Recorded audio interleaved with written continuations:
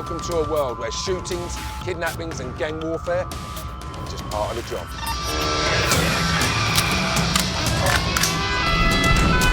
We're going on the journey to meet the real deal. Law enforcers who put their lives on the line every day, patrolling the most dangerous beats on the planet. So buckle up, because we're about to roll with the world's toughest cops.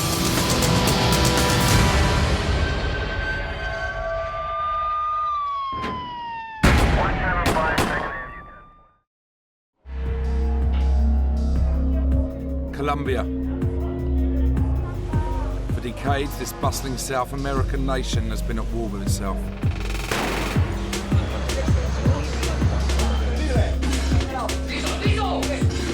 In a nation of guerrilla conflict, kidnapping, and drug cartels worth billions of dollars. Someone is murdered every 30 minutes. From the jungles to the sprawling slums. For a generation, violence has been the single biggest killer. Such carnage means the Colombian National Police are a force like no other.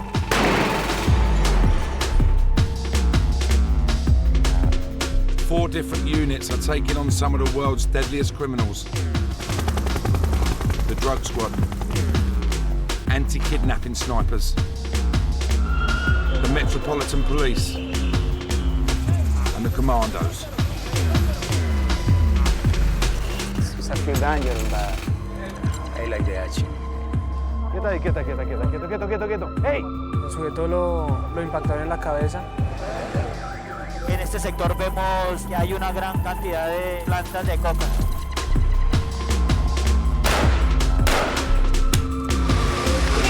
De Bolívar se concentra la delincuencia. Saliendo. With a population of 45 million, Colombia is one of the biggest nations in Latin America. Right in the center of the country lies the capital, Bogotá. A few miles outside the city is the headquarters of the Colombian National Police Special Ops Unit, known as COPES.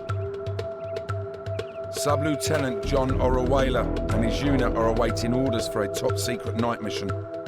American weapons, rifle M4, grenade launcher, Glock pistol with 2 magazines.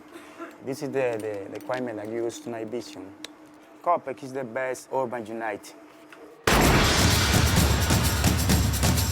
The COPES commandos were formed to tackle organised crime and terrorism.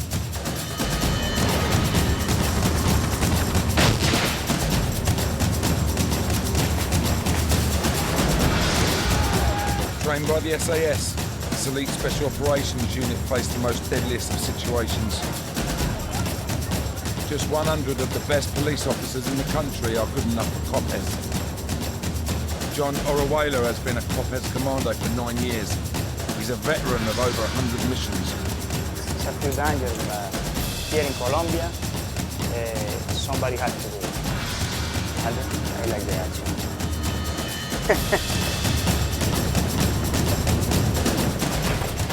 But with action comes high risk. 4 policemen are killed every week in Colombia. So COPES officers wear military-style dog tags on the job. We don't know when we're gonna die. So in all the operations that we do, we use this to identify if something bad happened, maybe a grenade, maybe a bomb. Tonight's operation is so secretive, even the cops aren't told any details until the very last minute. Any breach of security could jeopardize the mission and cost lives. Now we're gonna have the briefing. Nobody knows what's going on, but in a few minutes we're gonna know what is the job that we had to do. But we are ready to do whatever job that we have to do. They're called in for the briefing.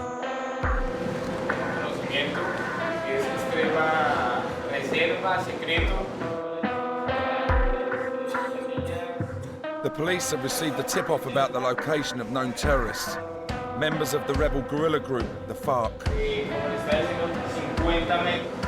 que tener mucho cuidado con estas zonas porque ellos nos pueden tener gente ahí con armamento. The FARC, which stands for the Revolutionary Armed Forces of Colombia, have terrorized the nation for over 40 years. Starting out as the military wing of the Colombian Communist Party, the guerrilla force aimed to overthrow the government and install a communist state. Their bloody campaign has been financed through kidnapping, extortion and drug trafficking. Tens of thousands have died in the conflict, and the guerrillas are responsible for more police deaths than any other form of criminal activity. Tonight, under the cover of darkness, copheads will execute a surprise helicopter raid of the remote hideouts.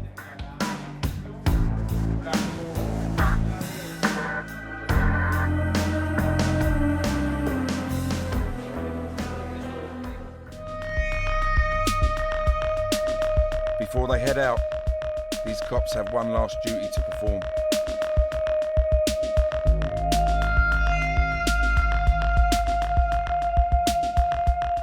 They get together to pray, because in a few hours' time, they're starting a mission that could be their last. Every year in Colombia, around 15,000 people are killed by firearms. And it's estimated that 2/3 of the world's kidnappings take place there. So the cops are packing some pretty serious heat. For their fight against crime, they have twice as many firearms as officers. Bogotá, Colombia's capital city, home to over 7 million people. Here, casual violence is a way of life. In the poor parts of town, trivial disputes are often settled with a bullet. Fighting to keep things under control are the Bogotá Metropolitan Police. Sergeant Gilberto Avia has been patrolling these streets for 16 years. He's about to start the night shift in the poorest and most dangerous neighborhood in the city, Ciudad Bolívar. En esa semana que transcurrió, tuvimos 5 homicidios, todos por arma de fuego. In this tightly packed maze of narrow streets, someone is murdered almost every day. El último homicidio que tuvimos fue hace 2 días, donde a una persona le causaron la muerte con 8 impactos de bala. Al parecer, como lo llamamos nosotros, un ajuste de cuentas. In this barrio, tit-for-tat killings are rife. Él le causó a otro la muerte y de igual manera se la causaron a él. Entonces la familia de ese otro fue los que buscaron a él para asesinarlo. Pero pues está tras la pista.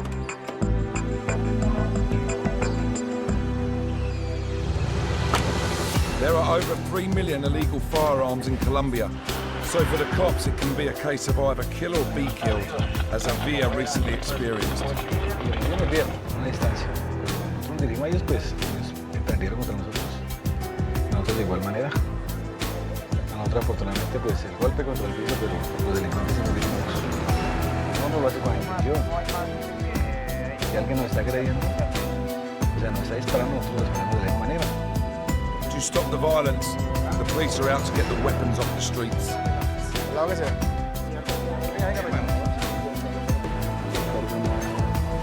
Nada malo. They have found a small amount of drugs. Bazuco. Eso es como el residuo, como el mugre que bota la cocaína cuando están organizando. One of the men is also carrying a knife, and Avia sees he's got some nasty injuries. ¿Qué le pasó? Ayer creo que me chuzaron. ¿Cuándo? Ayer. Colombia has 10 times as many fatal stabbings as the UK each year. Many go unsolved, and the man won't give them any further information about who attacked him. No tengo papel. Pero para comprar eso sí hay, ¿cierto? Sí, me entiendo. ¿Sabes? El bazuco es mejor que la medicina, el vicio. No va al médico, pero prefiere comprar eso. Avia suspects he's probably out for revenge against the attackers, Por ahora con 2 doble Carlos esta me vale. but there's little the police can do but confiscate the drugs and the knife. Ellos son delincuentes, pero el momento no están cometiendo el delito. De igual como presenciaron, entre peleas con ellos mismos, le atravesaron el brazo, le metieron 2 puñaladas.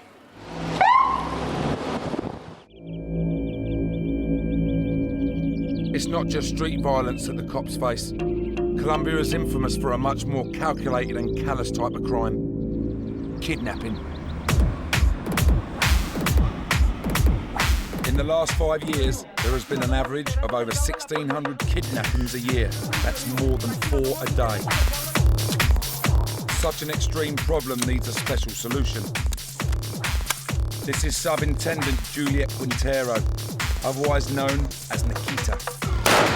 She is an elite sniper with the Colombian National Police anti-kidnapping unit called Gowler.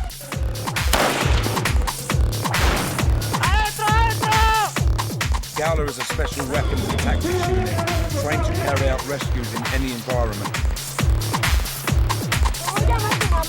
136 hostages were rescued by the unit last year. 35% of kidnaps are carried out by guerrilla and paramilitary groups for political leverage. Most of the rest are purely economic. And people can be kidnapped for as little as $100. As a sniper, Nikita is first on the scene. She can end a kidnap with a single bullet, but she is also the eyes of the operation, there to cover the backs of the police on the ground. If Gowler makes a mistake, people die. It requires a steady nerve. Es un AR-10, es un fusil de un alcance aproximado de 1 kilómetro, 1000 metros. Es bastante preciso. Nikita, who was nicknamed after the female assassin from the movie of the same name, has been taking out criminals for 4 years. Mis compañeros me dicen Nikita porque tengo buena puntería, pues hasta el momento no he fallado. La adrenalinación ya empieza a subir. Tienes que tener mayor control sobre ti, si no los nervios te pueden coger y te pueden hacer cometer errores. Es con autocontrol. Sean delincuentes, siempre son seres humanos. Pues no se siente para nada satisfacción. Tienes que tomar la decisión, o disparas o dejas que la otra persona dispare primero. Si lo tengo y tengo el permiso, disparo. Her most recent case was a classic example of kidnapping in Colombia. A wealthy businesswoman, 48-year-old Yolanda Peña, was abducted in Bogotá. Pues la señora se dan cuenta cuando la suben a un vehículo. Ella iba entrando a su casa, la suben a un vehículo y se la llevan. A los días se recibe una llamada en la cual exigen 700 millones de pesos por su liberación. The calls kept coming, and the police desperately tried to trace her location. Fears were growing for Peña's safety. Y ya pues a medida que se iban intensificando las investigaciones, se dio con el posible lugar de donde ella estaba. After 30 days round-the-clock surveillance, they were finally led to a house in a Bogotá suburb. Once they had the location, Gowler had to move fast.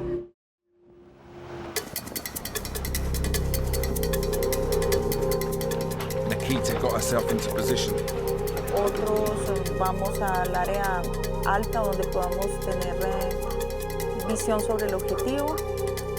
But unable to get a clean shot, she gave the SWAT team the green light to enter on the ground. Aproximadamente 25 policías fueron hasta ese lugar. El momento al entrar fue demasiado rápido, ellos se cogen por sorpresa y no pueden pues, reaccionar cuando piensan en reaccionar.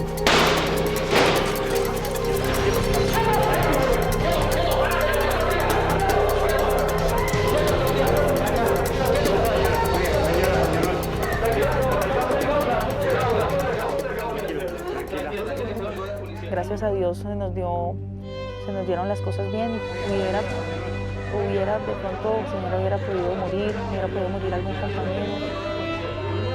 Eso es algo muy gratificante. O sea, devolverle la libertad a alguien es algo que no tendría cómo describirlo. But in Colombia, it's not just the wealthy individuals who are under threat. The guerrilla conflict means the police themselves are major kidnap targets.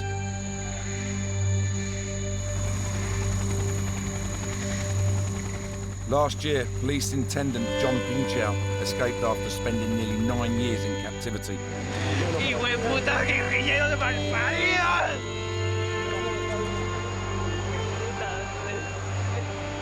He had been held by FARC guerrillas in terrible conditions in a remote jungle encampment. Vea, con esta nos la colocaban al pie, pero entonces nos la amarraban aquí a la mano. Entonces uno a veces lograba medio sacarla, ¿sí? Hasta que... By the time of his escape, he was 33 and had spent a quarter of his life as a hostage.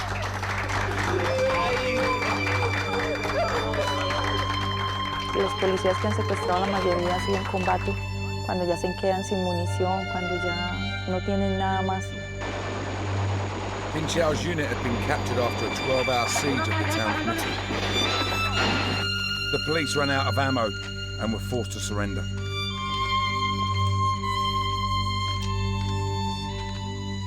Yo pienso que un secuestro es lo peor que le puede pasar al ser humano. Y yo no pienso dejarme secuestrar. O sea, yo cada vez que salgo de una operación, yo saco un cartucho y lo guardo en el bolsillo. Siempre, siempre, siempre, siempre. Y cuando esté en un momento de esos tan crucial, que ya no tenga munición, que el apoyo no pueda llegar, aunque ahora el apoyo es inmediato, pero aspiro yo misma acabar con mi vida antes de que me secuestren.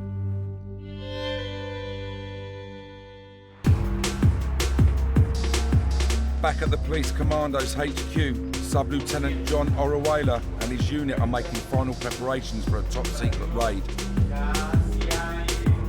The mission? To capture and arrest members of the FARC. Oruela has had many run-ins with the guerrillas during his 9 years on the force. 60% of the operation, they shoot us. We know that the guerrillas had very good weapons. We had to be ready to fight with them. One recent operation proved just how lethal the job can be. The operation was dangerous at this time because like 16 guys against 200, and we lost five police. Mark my life. When we lose one partner, it's like lose a brother.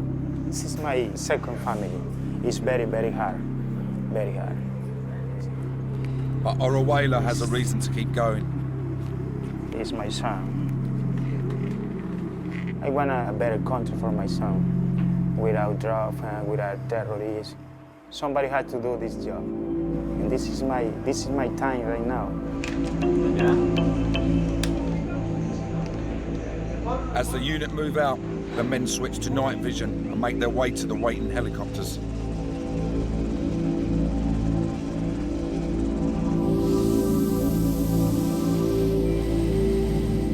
The operation will take place under complete darkness. Everything, right down to the helicopter control panel, is blacked out.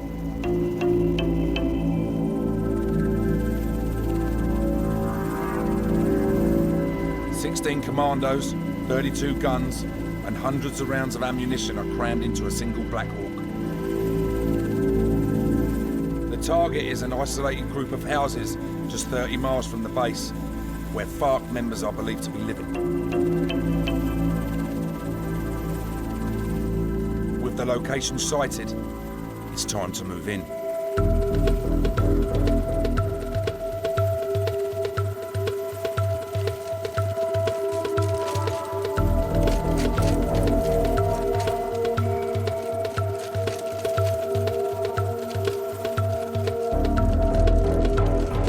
The commandos surround the property, covering every exit.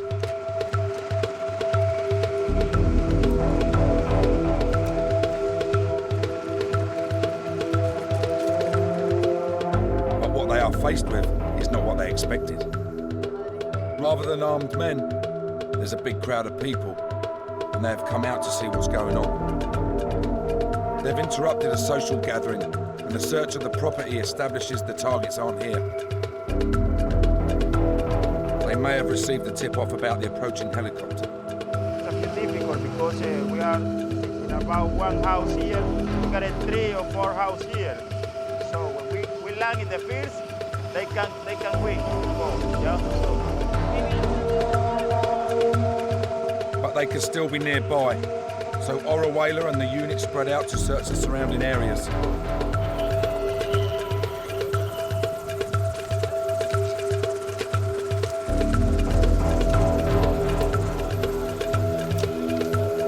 But now we had the control here.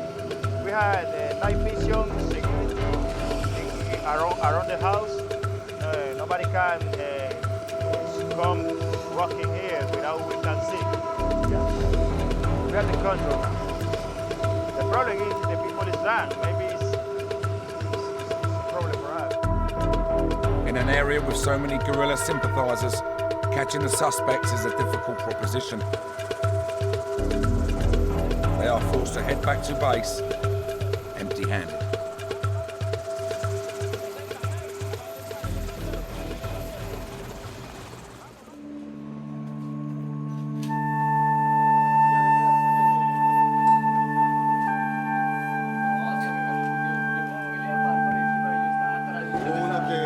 Everybody good? Everybody excellent? Everybody come back? No problem. It's the most important. That everybody come back. In this operation with the terrorists here is very difficult because they have people in everywhere with radio, with cellular phone, and they can call. I listen a helicopter, and they leave. I tell you so. It's difficult, but we gotta continue trying. That's the job. It's difficult. It's not very easy. And things are about to get even tougher for the drug squad. Colombia is the world's #1 producer and exporter of cocaine. Add a massive kidnapping problem and political assassinations into the mix, and you've got a crime cocktail that has left the country ravaged by violent conflict. This is the Colombian National Police anti-narcotics base, San Jose del Guaviare. It's 180 miles from Bogota, deep in the jungles of southeastern Colombia. Here, Colonel Gustavo Chavarro leads an elite division of the drug squad. Although he's got 20 years service and 80 men under his command, Chavarro isn't afraid to get his hands dirty. Es un trabajo de alto riesgo y nosotros los policías colombianos estamos conscientes de que es un alto riesgo, pero es lo que nos gusta. This is the front line on the war on drugs.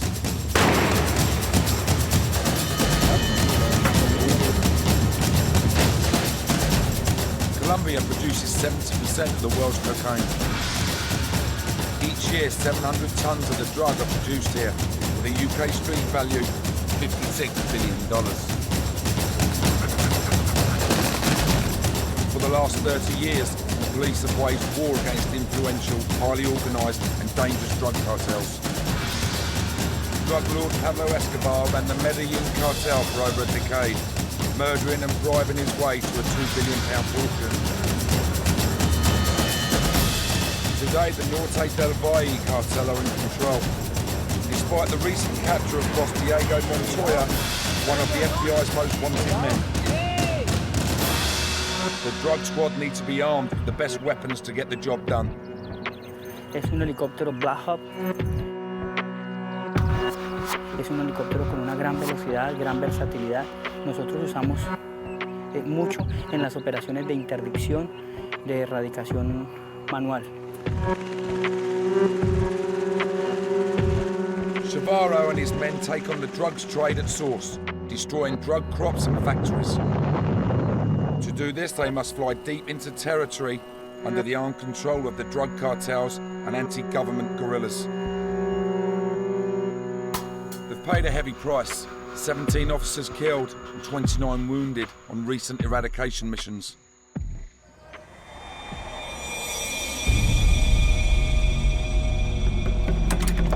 Chavarro's men are getting ready for a major operation. Tomorrow, weeks of planning will be put into action when they carry out a raid on a suspected cocaine lab.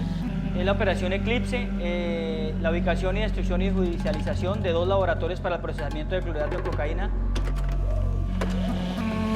4 helicopters and 46 police officers will make the treacherous journey into the jungle. To destroy the lab, they must be prepared to face armed resistance from the drug producers. Las 2 operaciones que vamos a realizar son operaciones de un nivel alto. Aquí vamos a sincronizar relojes, por favor.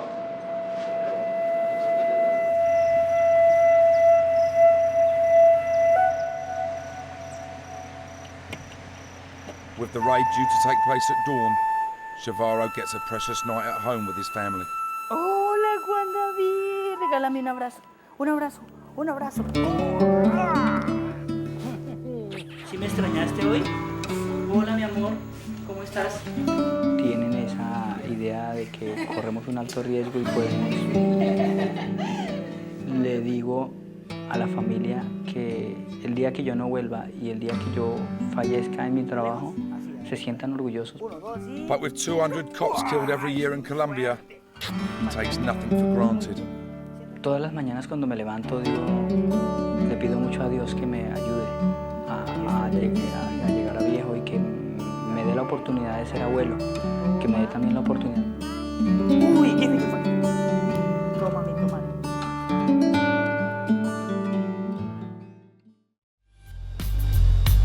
Back with the Met Police in Bogota, it's just the start of a long night for Sergeant Avila. After a recent spate of murders, his unit are out to get weapons off the streets. A culture of casual violence has made Bogota one of the most dangerous cities on earth.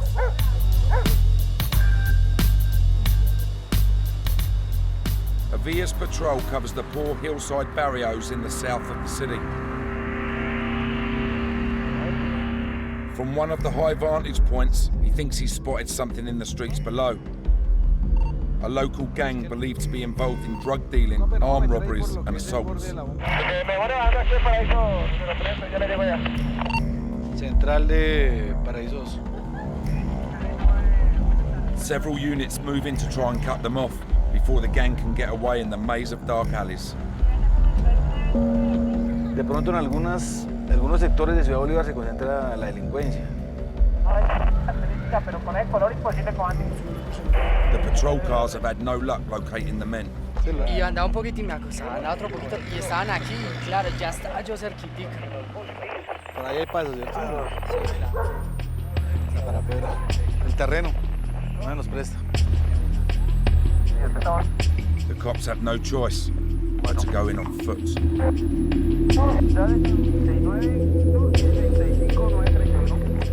With so much gun crime in this neighborhood, they aren't taking any chances. Están todos allá. Velos allá, ya.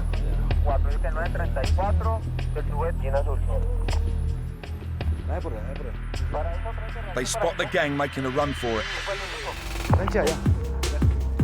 Venga, quietos ahí, hola.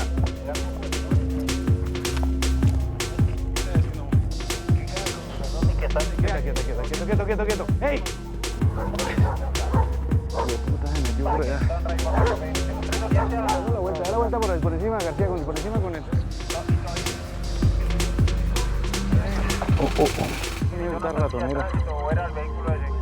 Finally, the cops have them cornered. Venga, párense. Los 3, 4, 5 los hallan ahí. Salgan de ahí. Salgan, ¿qué pasa? ¿Ah? ¿A dónde están? ¿Dónde están? Ahí. The men are searched for weapons. ¿Ya se descargó? Claro. No, señor, no. No, me digo que no. It seems this wasn't the gang Avila was looking for. Just more drug users who didn't want their stash confiscated. Consumidores de vicio. Marihuana, bazuco. Sale así, hasta luego. Vete atrás, García, vete atrás porque aquí hay una conexión aquí. Ese hijo de puta huecamenta, ¿quién se mete por allá? But just as it looks like they are out of luck, Avila gets word from a nearby unit that they've caught another suspect. ¿Qué paciente que tenía? Ponte las manos, pónmelas. Salió a correr, fue el primero que No, no, pregúntele a la gente. The man isn't carrying ID, and the VIA believes he's given a false name. Dueñas Guzmán. Suspecting he may be linked to the gang he was looking for, the VIA decides to take him in. Por lo general ellos nunca utilizan el documento de ellos. Esas son las técnicas que ellos utilizan para evadirnos a nosotros. Pero ya uno conoce las estrategias de ellos, entonces los traigo, estoy acá mientras se trasladan. Mañana tengo que subir. Back on the anti-narcotics base, as dawn breaks, Colonel Chavarro kits up for today's raid on the suspected drugs lab. Que Dios nos da las armas para defender nuestros ideales y para desarrollar 556. Es un arma muy buena. Voy a llevar unos hombres a un sitio extremadamente peligroso. Yo lo único que quiero es transmitirle a mis hombres la confianza, que todo va a salir bien, aunque yo personalmente sé que no lo puedo garantizar al 100%.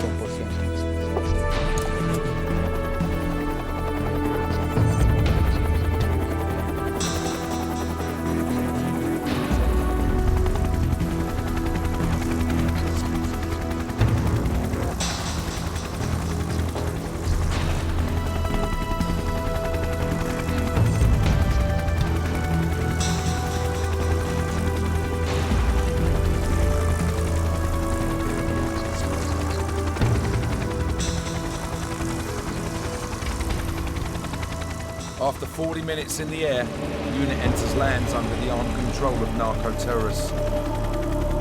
Police aircraft have been shot down in this area before.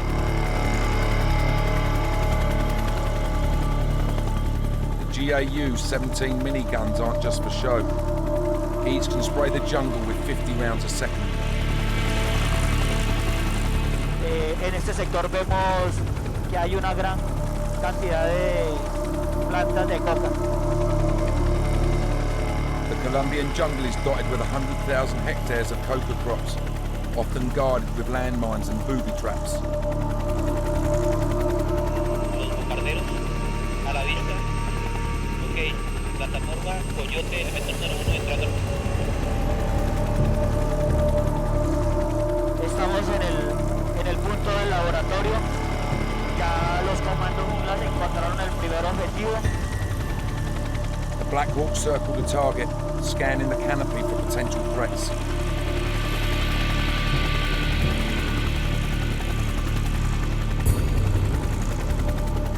The lead helicopter moves into position. La aeronave, los pilotos están haciendo todo lo posible para poder aterrizar, ya que los árboles son demasiado altos, impiden que el aterrizaje sea positivo.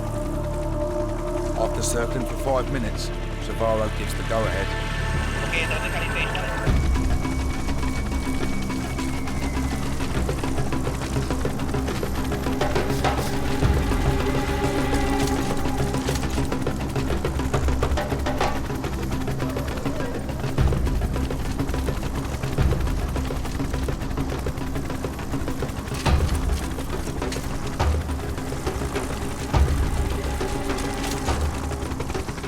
They move in to surround the building.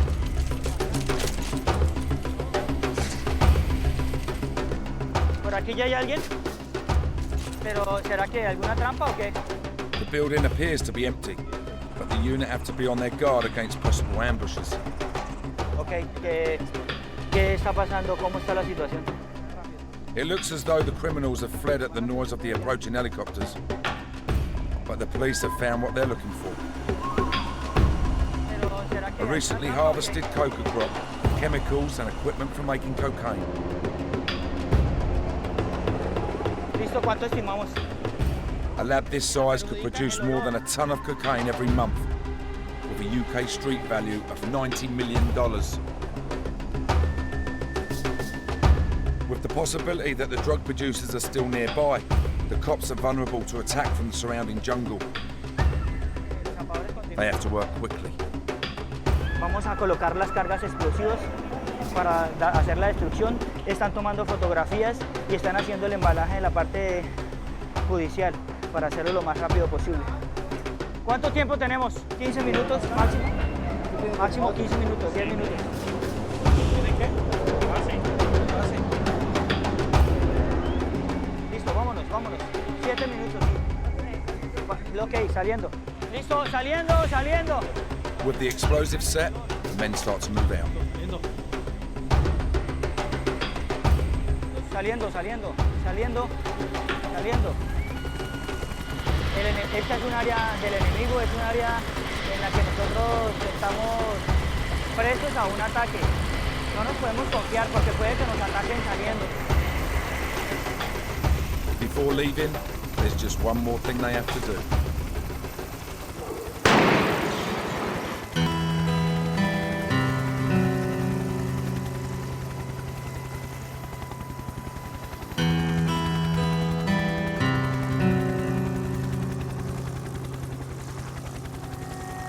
The unit breathe a collective sigh of relief. It's been a successful mission, and they're all going home in one piece.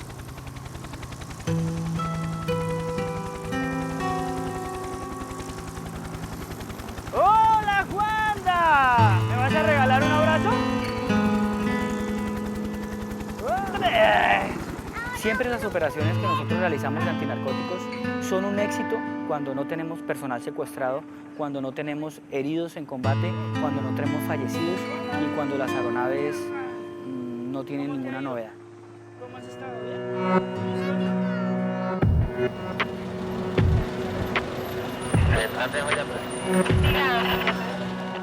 In central Bogota, it's an hour into the night shift for the Metropolitan Police. 21-year-old Subintendent Andreas Mourinho became a cop just over a year ago. The rookie's first job on the force is patrolling one of the toughest neighborhoods in the city. Es lo que llama Patio Bonito. En los barrios más problemáticos de Bogotá se presentan los homicidios, las lesiones personales. Aquí la gente no piensa dos veces en sacar el arma. En la mayoría de casos llevar el armamento en la mano, porque puede que de algún momento a otro le salga alguien con un arma de fuego y toque reaccionar.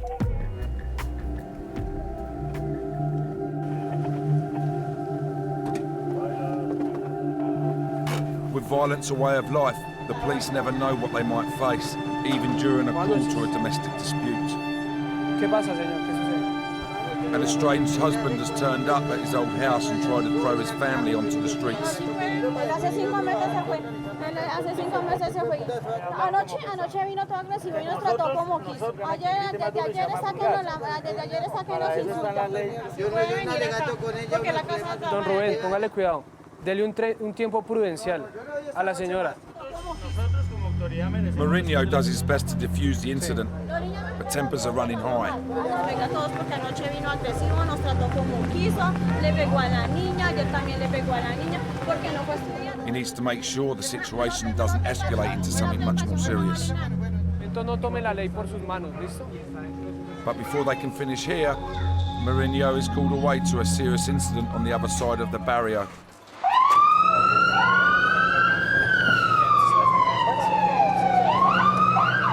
En este momento hay un evento de una muerte violenta por arma de fuego en el sector del Cay Delicias. Vamos a trasladarnos al lugar. It's time to go to work. We're rolling with the Colombian cops in Bogota, who are in the crosshairs of some of the world's most violent criminals.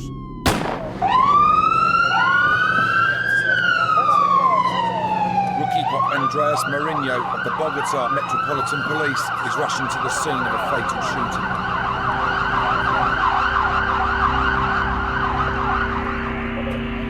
On a street corner, they are confronted by a gruesome scene. A man has been shot dead. It happened just minutes earlier.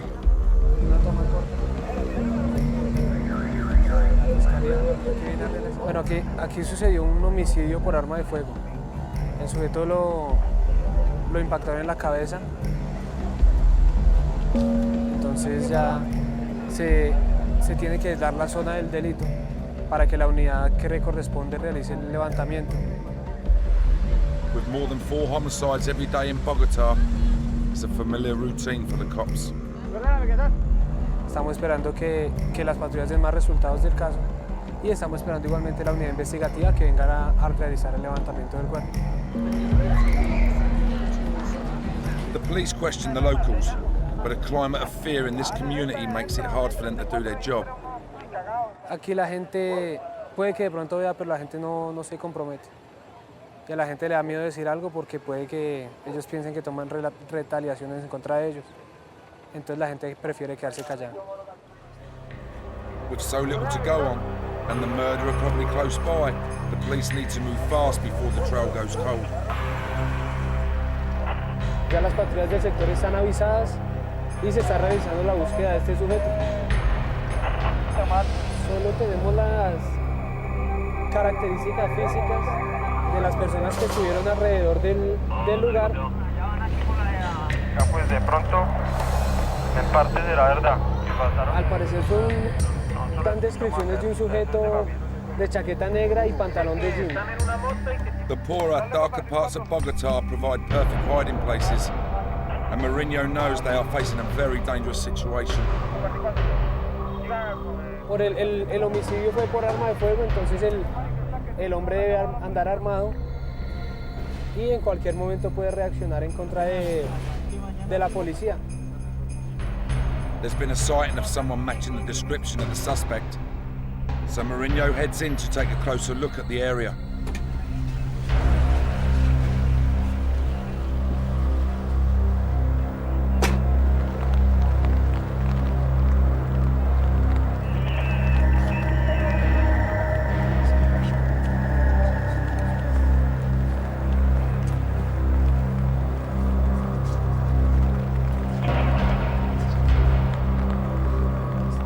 They find nothing. It's the end of the shift and the killer is still on the run. If he isn't caught tonight, it could be tough for the police to track him down before there's further bloodshed. Frustratingly for the police, people's reluctance to talk means a huge number of murders go unsolved. En la mayoría de los casos, como el caso que atendimos hoy, fue un caso en que el sujeto cometió el homicidio y se perdió. Y nadie vio nada.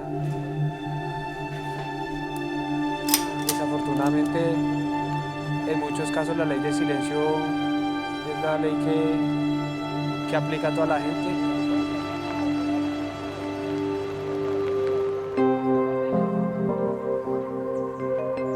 Despite the difficulties of the job, Colombian police officers like Copes Commando John Oruela continue to put their lives on the line every day.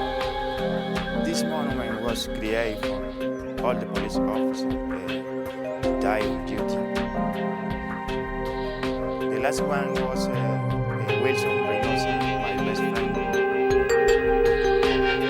The guerrillas planted a lot of mines in a place, and we arrived there, and he died with a bomb there. He was married, he had a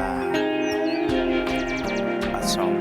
He was very young, like 27. He was very good police. The fight against the terrorism and the narco traffic here in Colombia, we had to continue. For all the guys that are dying in operation, we have to improve, every day improve, because we don't want one more die.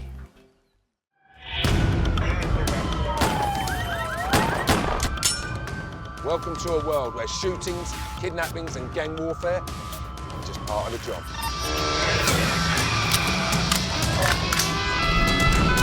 We're going on the journey to meet the real deal. Law enforcers who put their lives on the line every day, patrolling the most dangerous beats on the planet. So buckle up, because we're about to roll with the world's toughest cops.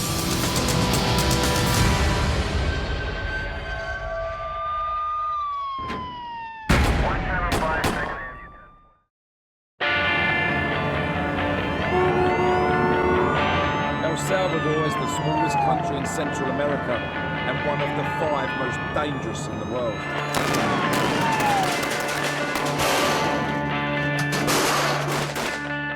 Weapons are everywhere, with 1 in 5 people carrying a gun And in a country where a hand grenade costs $1, life is cheap.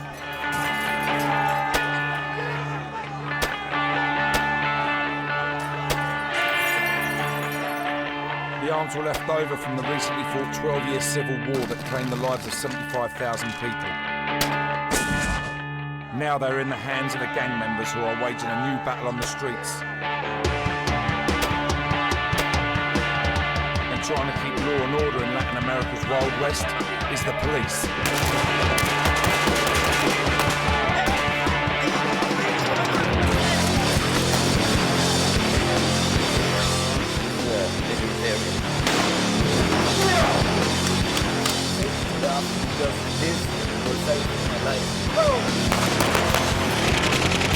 Los muertos, que hace unos 5 o 10 minutos, muertos desconocidos.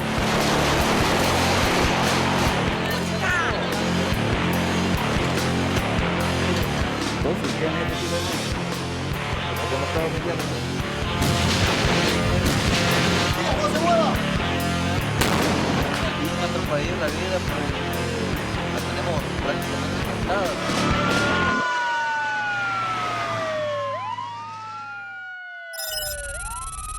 Located on the Pacific coast of Central America, El Salvador is a country the size of Wales and has a population of just under 7 million.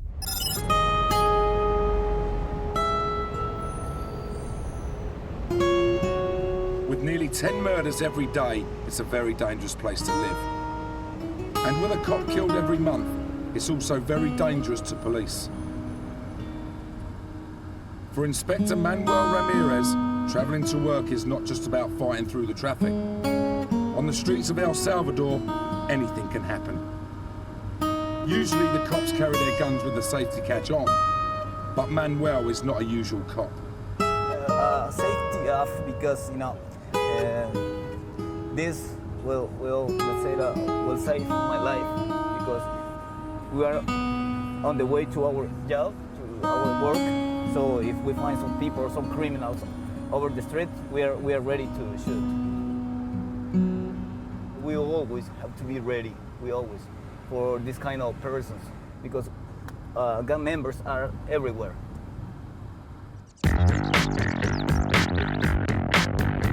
Inspector Ramirez leads an elite unit in the Special Operations Group GOPES. Made up of 40 officers, hand-picked from the 16,000 in the PNC. They were formed to deal with the dangerous gang members in the most volatile areas of the country. They are amongst the best of the best, and they're afraid of nothing. It's dangerous, it is, but we're not afraid of that. But we are well trained about this. So we have to do our job. We have to do it. Somebody has to do it, so we gotta do it.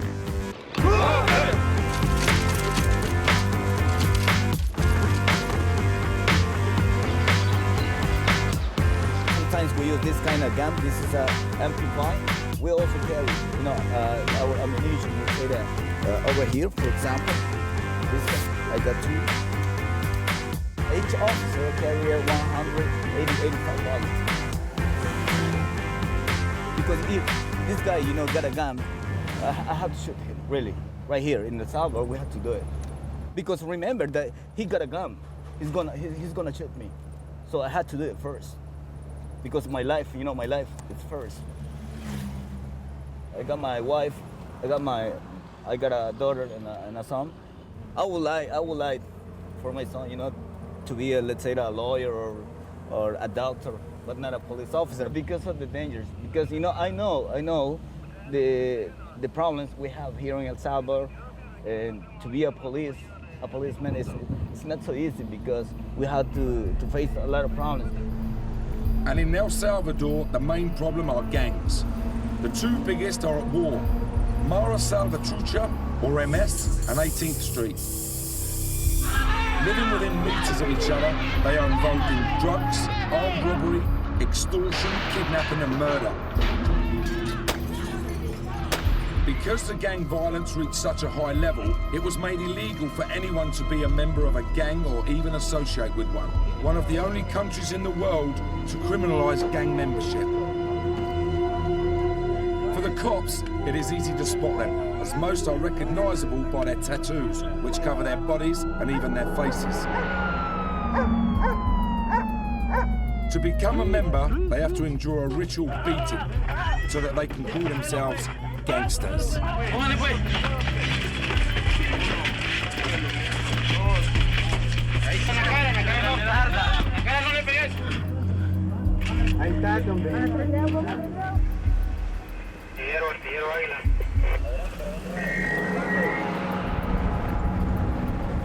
Certain places are no-go areas for normal cops, but for Manuel and Gopez, these danger zones are where they go to work.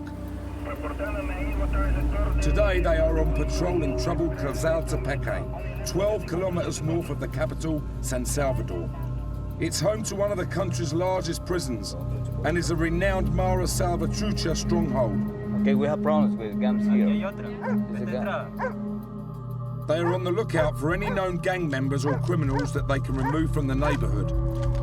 Entonces, one of us will stay here on the jeep, and then we will patrol here now, trying to get some gang members, okay? Let's go. Okay, ¿se queda usted ahí entonces? Va.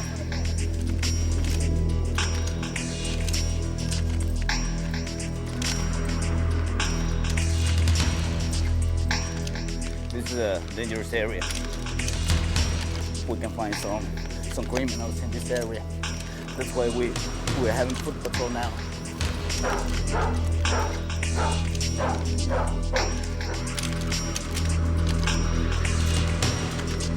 No hay ningún problema entonces.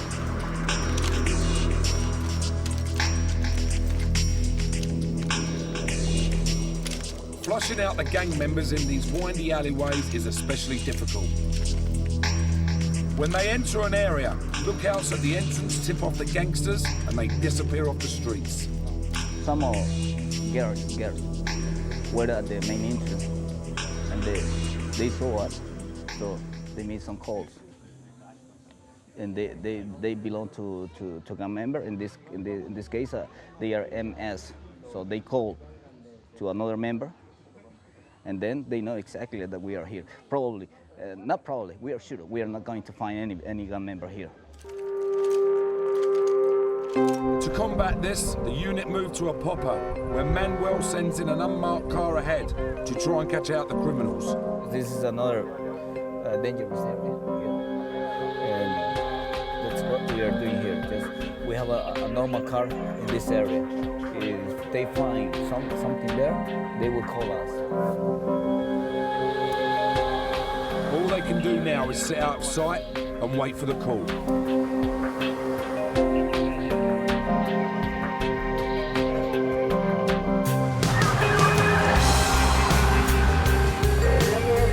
Have a look, we got one MS over there.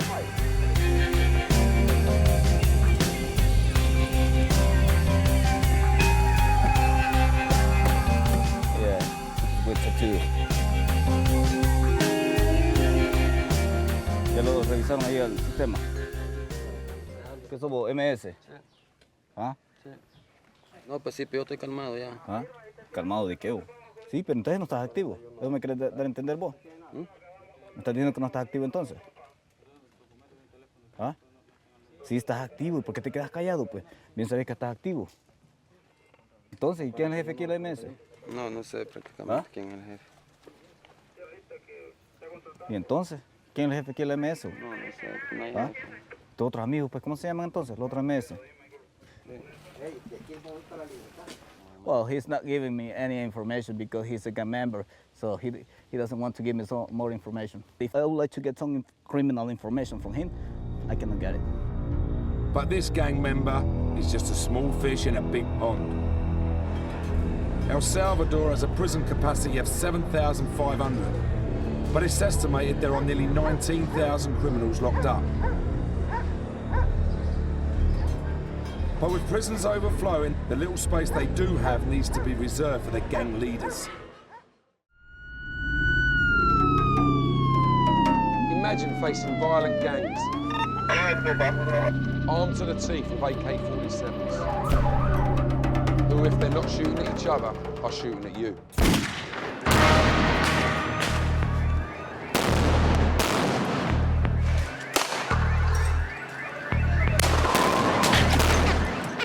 El Salvador, there is an extreme right-wing government which has been in power since the end of the Civil War in 1992. Amongst the opposition groups, there is a strong revolutionary feeling, so protests are commonplace.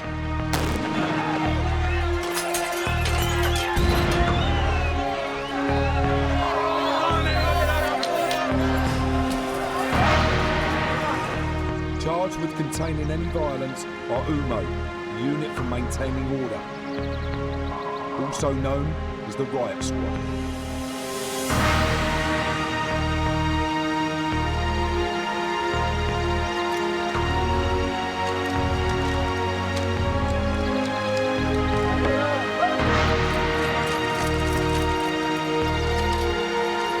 On the 5th of July 2006, a student protest over an increase in bus fares turned ugly.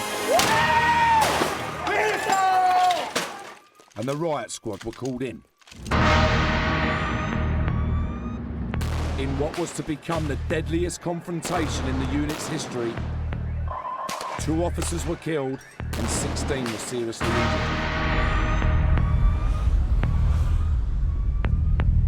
Jimmy Cisneros was part of the 3rd platoon deployed to restore order, and he was one of the officers who was hurt. For the first time, Jimmy is returning to the scene where 2 of his friends were killed. Nervioso porque volver a vivir, pienso yo, el momento donde casi pierdo la vida y saber dónde fallecieron los otros 2 compañeros. Se siente algo como un nudo en la garganta, volver ahí.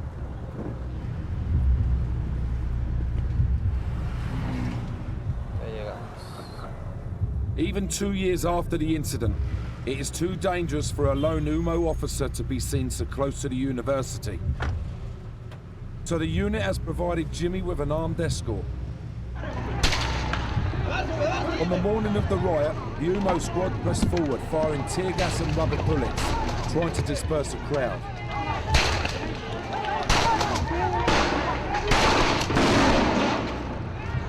A los 25 metros de haber avanzado, pues empezaron a lanzar bombas molotov, piedras, bombas de humo. Luego que ya nos habíamos quedado sin ver nada, pues, de repente empezamos a sentir que nos disparaban.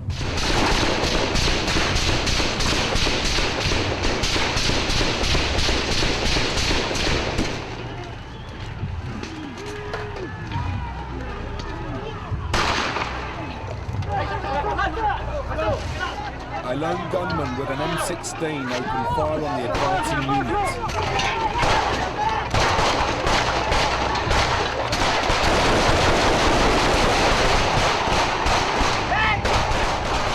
Jimmy was at the front and was shot once in the knee and again in the arm. El momento de los impactos de balas se siente bien, se siente nervioso, se siente uno que se le va la vida y uno solo piensa en la familia.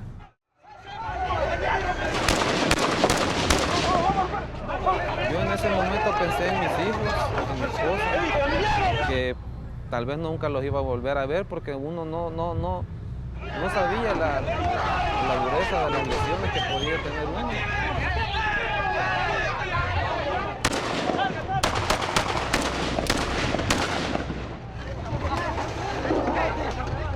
Two officers were killed instantly, one with a bullet to the head and one straight through the heart. Jimmy was between them. Yo vi a los 2 compañeros, al compañero Rubí, lo vi a mi izquierda, porque al momento que yo sentí el disparo en la rodilla, yo me fui al suelo y caí en el hombro de él. Él ya estaba en el suelo.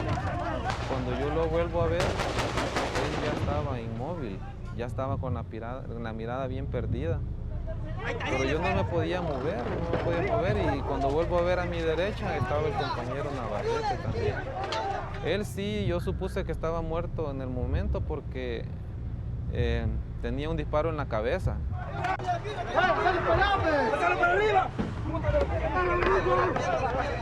Pues sí, me siento mal. recordar eso. Pues, desde ese día para acá ya mi vida cambió, ya no es la misma.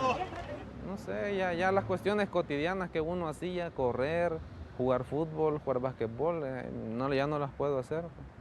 Simplemente caminar. Ya cambió mi vida en un giro completo.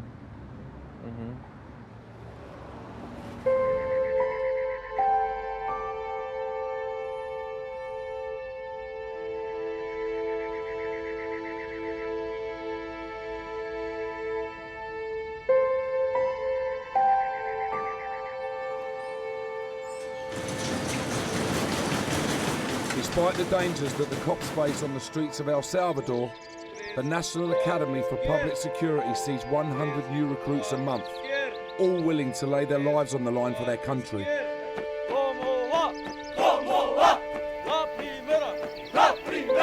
Regarded as the best training ground for the police in Central America, they help to mould the next generation of cops, so they are ready for anything. The Academy plan exercises for the recruits to prepare them for what they will face. Vamos, vamos, señora, sí, despacio, de rodillas, pongan las manos en la nuca, reláncelas, pie izquierdo sobre el derecho, mano derecha abra lentamente la puerta, despacio, pegado.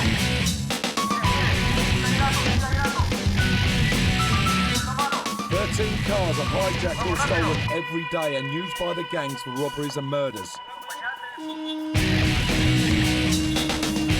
This exercise teaches recruits how to deal with carjackers.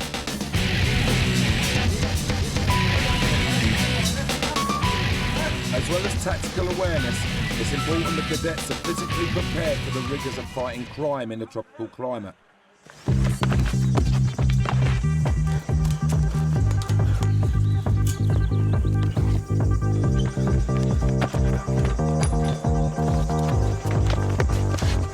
Police cadet Roberto Membranio has 8 months of training left before he hits the streets to do the job he's always dreamt of. Desde pequeño a mí me gustaba ser una persona que me gustaba ayudar a mis amigos, a mis amiguitos, desde que era pequeño. Y también siempre me ha gustado la justicia. Una cosa que es injusta, pues a mí siempre me ha molestado.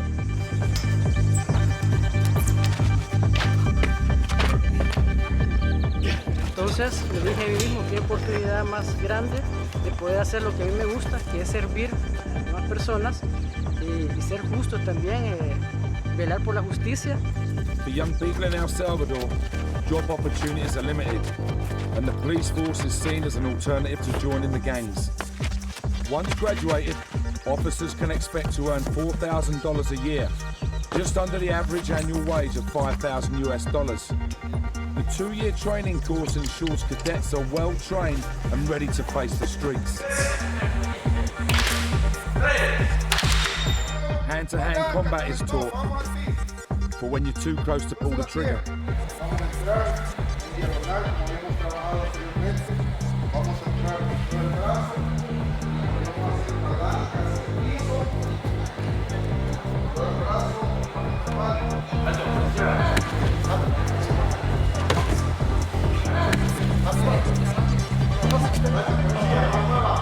Bueno, mi familia siempre me ha apoyado en lo que hago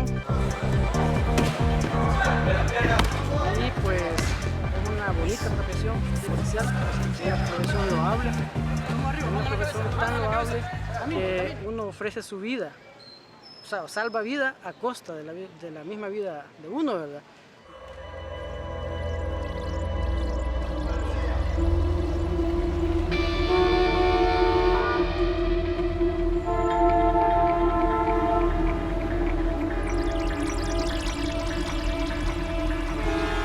Recruiting fresh blood is important for the police because the number of gang members on the streets grows daily.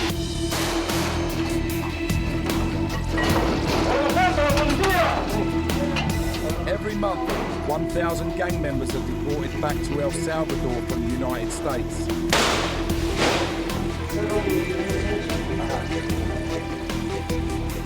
The gangs were originally formed on the streets of Los Angeles after thousands of Salvadorans had fled the Civil War. Since the fighting ended and the peace agreement was signed, the the US government has systematically deported this newly trained criminal element back home. Now, it's El Salvador's problem.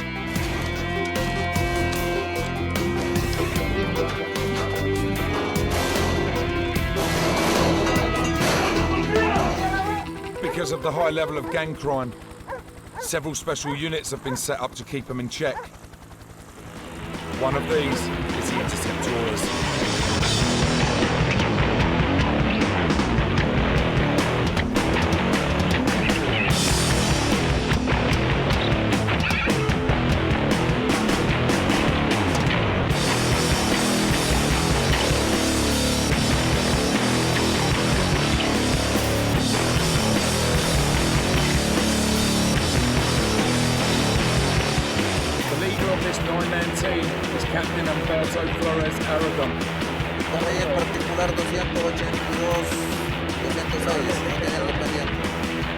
An experienced war veteran, he has been in the force for 16 years.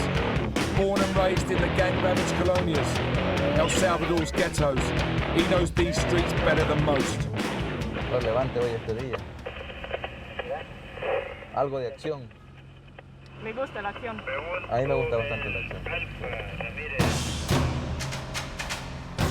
Today, the Inteceptores are on a manhunt, looking for a gang boss wanted for multiple murders in Lourdes, a rural town north of San Salvador.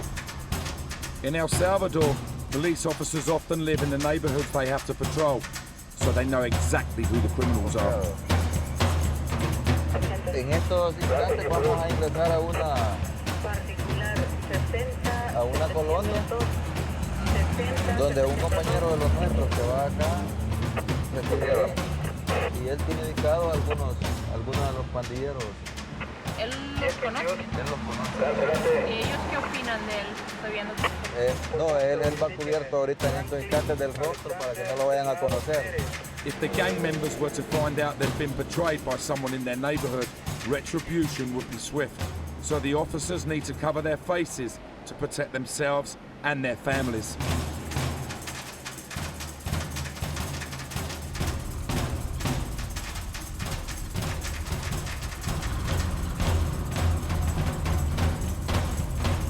Esta señorita que está sentada acá, a la derecha, ella es una de las que al ver un carro policial habla por teléfono. Y no aparenta, pero sí es parte de la pandilla. With their presence in the area known, they need to quickly get their target before he can flee.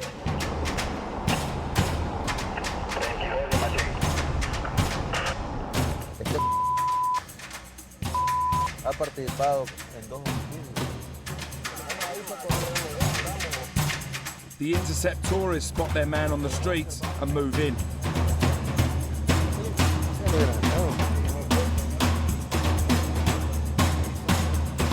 Having been apprehended, the gangster tries to deceive Humberto by giving him a false name, but the officer from the area knows his true identity. Mira, ya me has dicho la verdad cómo te llamas, ¿por qué no te llamas así? ¿Cómo te llamas? No puedo decir la verdad cómo me llamo. ¿Y por qué me has estado mintiendo, pues? Porque así como me da miedo. Pues sí, pero me has dado un nombre que no es tuyo. ¿Cómo te llamas? Ajá. ¿Por qué me dijiste que te llamaba Jonathan Alexander Martínez González? ¿Y tu nombre? Porque sí, ¿Ah? Y no decir que me vas a decir cómo te llamas, ¿por cómo te llamas? ¿Y por qué me dijiste que te llamaba Jonathan Alexander? Sí, señor, pero por lo mismo. Dame el nombre completo tuyo, el nombre que es.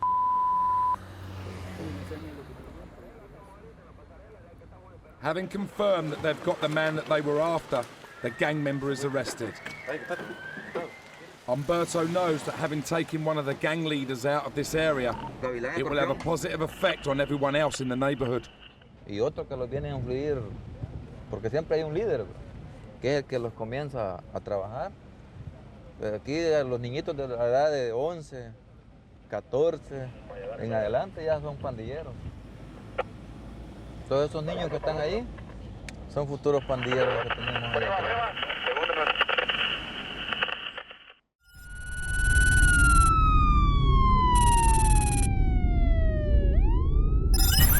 In just a few years of peacetime in El Salvador, More people were killed by gun violence than during a 12-year civil war.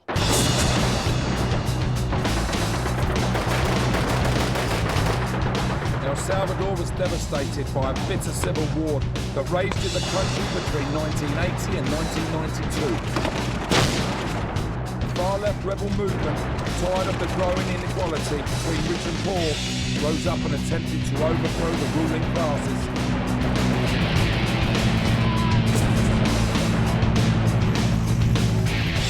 On one side was the extreme right-wing government, funded by the United States, and on the other were the left-wing communist guerrillas backed by Cuba and the Soviet Union.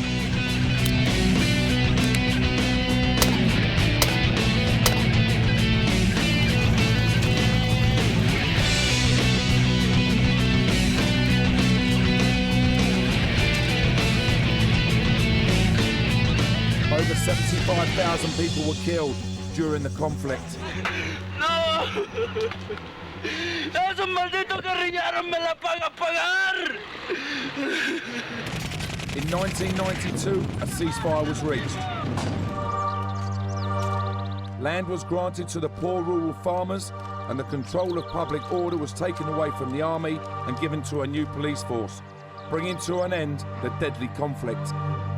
Made up of both communist guerrillas and former Republican officers, it brought together Salvadorans who had fought against one another during the war to fight crime side by side.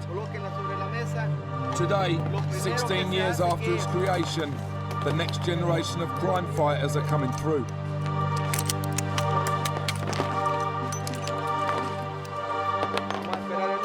In a few months' time, Roberto will join the ranks as a fully qualified officer. Bueno, me siento feliz porque sé que en un par de meses yo voy a formar parte de esta institución que tanto me gusta, como es la Policía Nacional y Civil de El Salvador.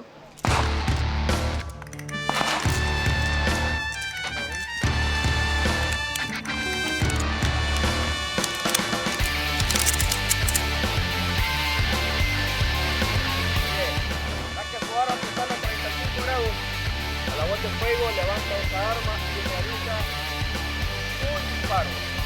¡Fuego! ¡Peligro, mi amigo! Estoy en la carrera de nuevo. ¡Volante, está loco! Mis pies están fuego adelante. ¡Peligro, no puedo evitarlo! No busco fuego, no me encuentro. Yo con mis compañeros de promoción, ellos para mí son mis hermanos. Tengo 16 meses de estar aquí con ellos y cualquier cosa que ellos les pasen, pues me afecta a mí también.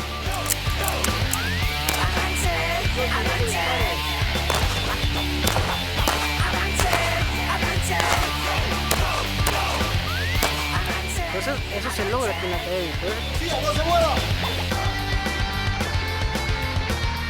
Pero es el mismo proceso en que uno duerme junto en un solo dormitorio, recibe clases juntos en una sola misma aula de clases, come juntos, o sea, todos lo hacemos juntos como promoción, como sección. Entonces eso, como repito, crea unos grandes lazos de amistad y de hermandad que perduran a lo largo de los años. ¿Quiere algo de tomar? Pregunta a Mina.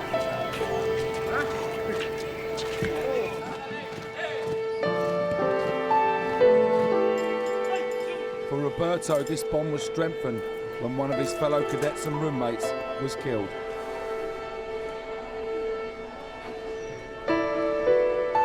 Fue un golpe fuerte para toda la promoción, como te repito, es como que soy un hermano. Uno se pregunta por qué pasan estas cosas. Que un joven que tiene un futuro por delante, pues, y que inicia su carrera en la vida policial.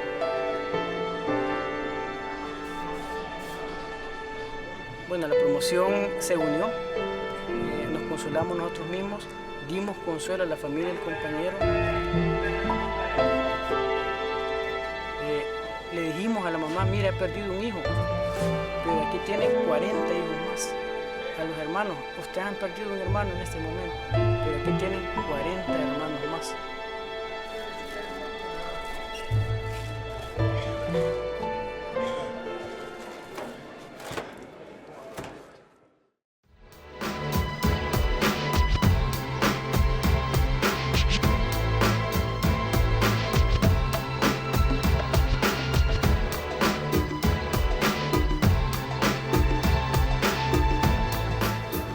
streets, Umberto and the Inteceptores have picked up a couple more known gang members, spotted walking through town in the middle of the day.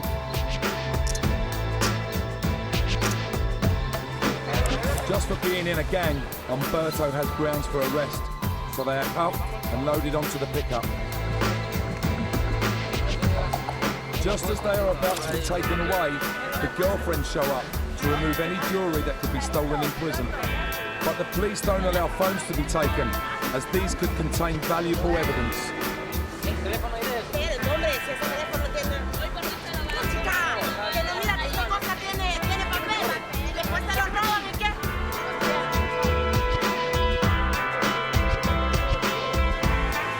Complainte de pandilleros, es por esa razón que los intervenimos y al hacerles un chequeo minuciosamente, al levantar a la camisa, pues pertenecen a la pandilla 18.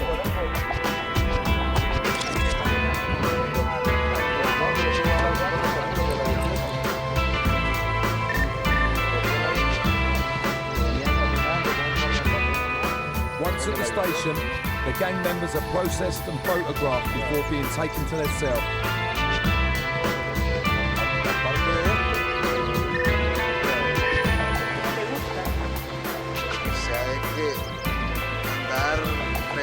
Todo sí puede ser bueno, pero ya después ya a mí me mataron ya 2 hermanos.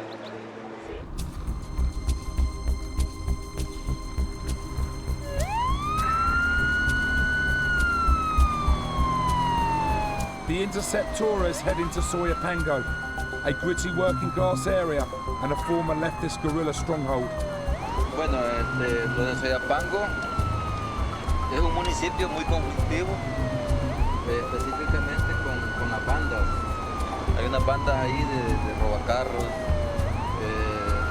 las pandillas que están a la orden del día en la zona, tanto MS como 18.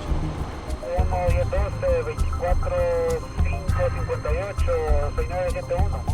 A cometer una serie de delitos, desde homicidios, extorsiones, robos, a mano armada y todo.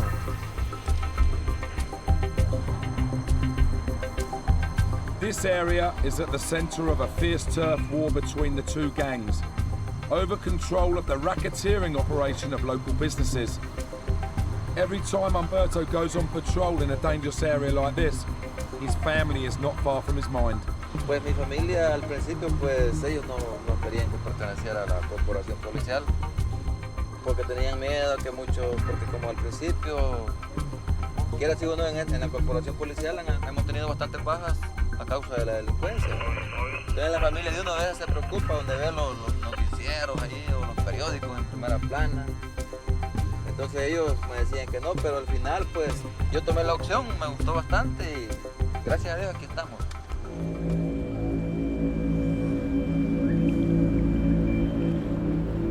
Just as the unit enter the area, their attention is drawn towards a group of people waving frantically from a nearby hillside. Rápido, rápido, rápido, rápido.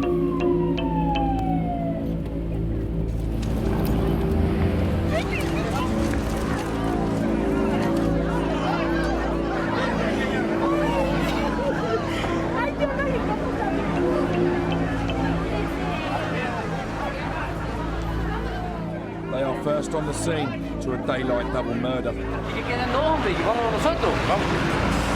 ¡Hey, bye! ¡Ven acá! ¡Venga uno! Hoy me coordinamos con 160, aquí en la 50 tenemos dos muertos que hace unos 5 o 10 minutos, sujetos desconocidos, nos vinieron a dar muerte aquí a la zona.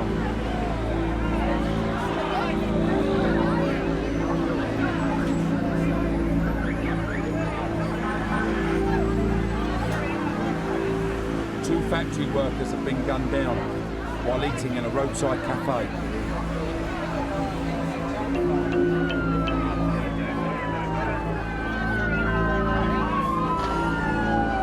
Having arrived minutes after, Umberto knows the gang members who committed the crime could still be nearby. Being the only unit on the scene, they can't leave until the crime scene investigators arrive. So Umberto tries to find out exactly what happened from the many witnesses.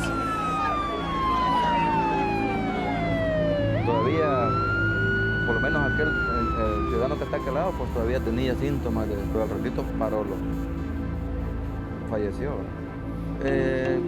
Aquí está más claro que los pandilleros de la MS les han venido a la muerte, porque aquí esta colonia es dominada por las pandillas de la MS. Ahí ya están fallecidos, sí, ya están fallecidos, pero allá están los dos. Ya estaban muertos cuando nosotros llegamos, pero los delincuentes supuestamente aquí se han metido por los pasajes.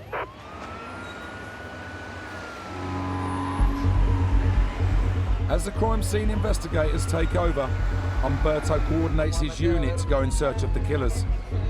Oíme 911, al parecer los sujetos, uno es de camisa amarilla y camisa blanca. Estos han corrido aquí por los pasajes de la 22, cambio. Esta zona es colorada con las pandillas MS. Hay inspectores de casa en el recurso de la tarde. Allá va uno de camisa amarilla. Dele, vamos a ver qué onda con él. Molina Mendoza. Voy a ver que levante la camisa. Adelante. Vale. Estamos ahí. Adelante, punto fijo, Molina, adelante. Si llegamos más antes, los logramos agarrar. Pero lástima que ya estaban ahí palmados. Pues supuestamente el móvil creo que debe haber sido el robo, la muerte de ellos. ¿El robo? Sí, el robo. Por aquí los vamos a... Humberto continues to search deep inside the colonia, trying to find out any useful information about the murderers.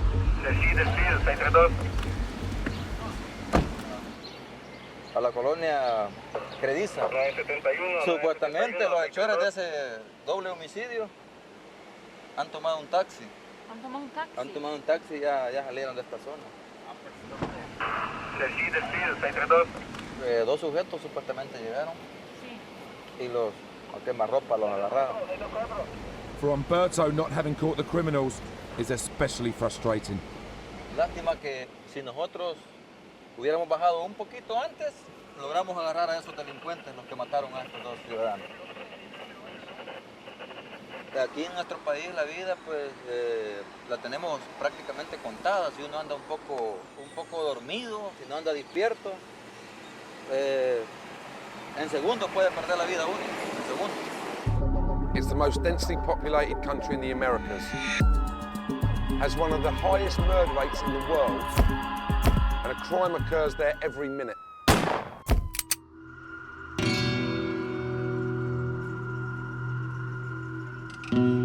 In El Salvador, a country named after the Saviour Jesus Christ, religion provides a hope that many cling on to. Rico en misericordia, tenga piedad de nosotros, perdone nuestros pecados, amén, amén, amén. For Roberto's family, the thought of their son patrolling these streets is difficult to come to terms with. La familia de uno, la familia de cualquier policía, considero yo, siempre viven con un pequeño miedo en su adentro. Recordemos que la profesión policial tiene cierto peligro. Realmente nos enfrentamos contra los delincuentes y no sabemos, pues sabemos que vamos a salir de nuestras casas, pero realmente no sabemos si vamos a llegar. Para la familia es bastante difícil eso. Sin embargo, yo he hablado con ellos y como mi familia también es bastante religiosa, pues lo dejamos todo en las manos de Dios.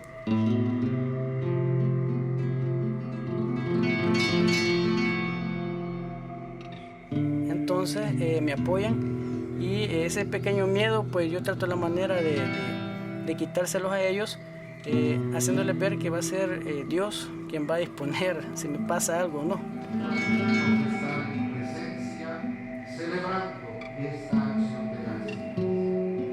Si un policía no debe hacer nada más que sabe todo lo legal, sabe todos los procedimientos, debe estar bien consigo mismo y con Dios. Entonces la parte espiritual es súper importante para que el servidor público sea íntegro. Aquí está el Señor, Él es el sacramento de nuestra fe.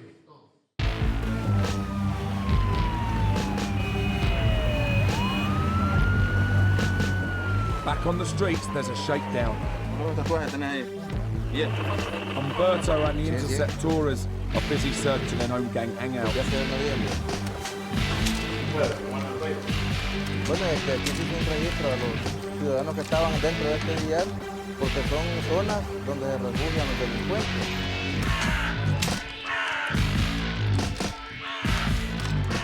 ¿Cuánto es? 18 no se escribe. ¿Cuánto tú haces? Sí, es de tomar las medidas de seguridad porque a veces uno no sabe qué tipo de ciudadano puede estar en el interior, ¿no?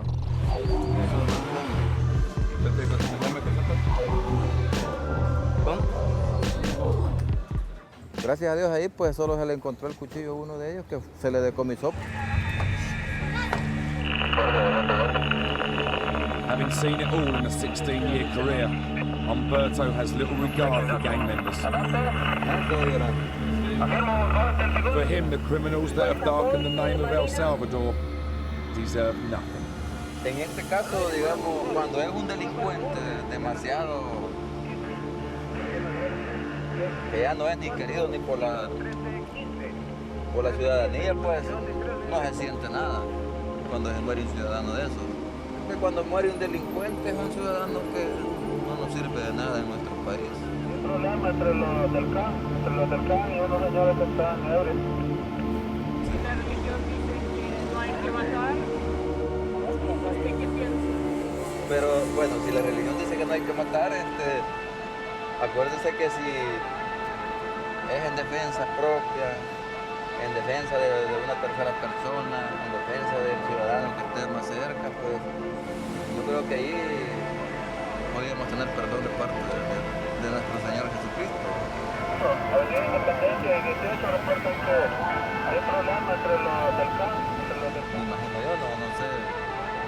Allá solo que está allá arriba pues sabrá lo mejor si tendríamos perdón o no.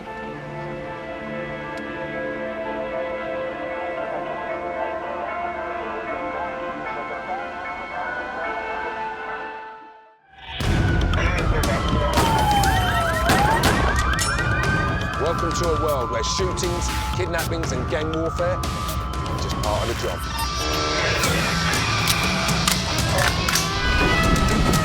We're going on the journey to meet the real deal.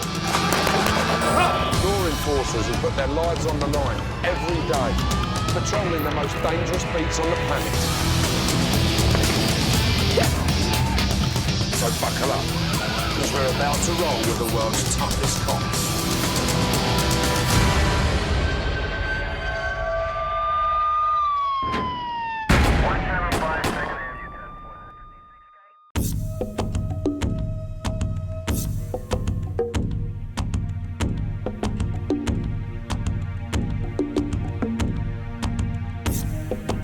South Africa is a country with a troubled and bloody history.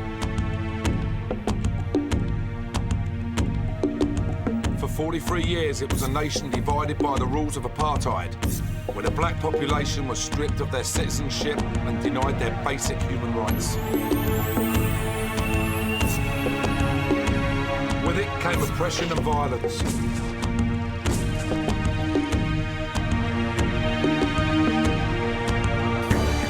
Resistance, and finally freedom, when in 1991 the system was abolished.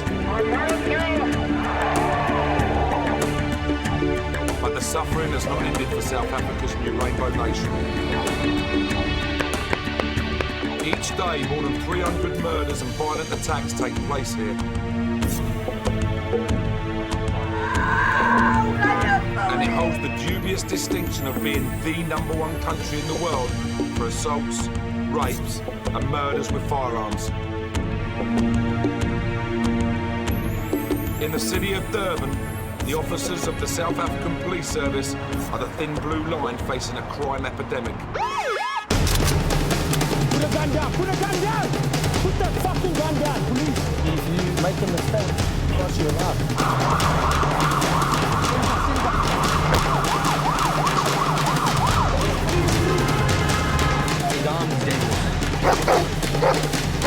You can really damage your arm.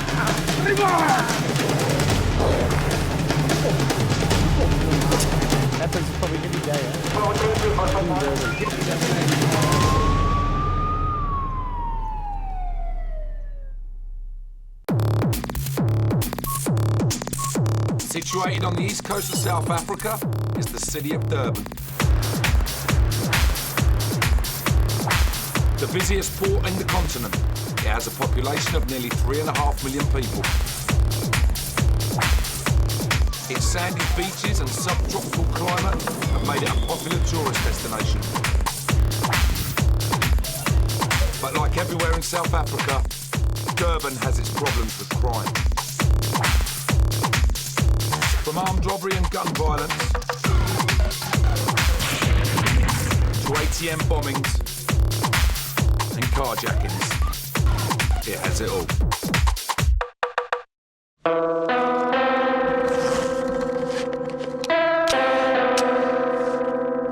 Inspector Andre Stein is part of the flying squad, a mobile unit that deals with anything and everything that Durban's criminals have to offer.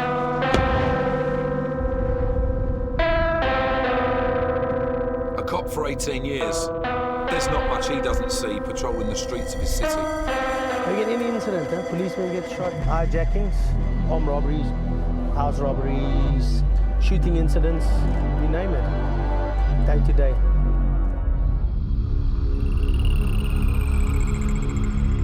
This was my passion to become a policeman, all of us. I grew up in a military family. Shot my first gun when I was 5, 6 years old. That's how I grew up. Now it's in me. One of Durban's most common crimes is carjacking. In the KwaZulu-Natal district, of which Durban is the capital, more than 70 cars are hijacked every week.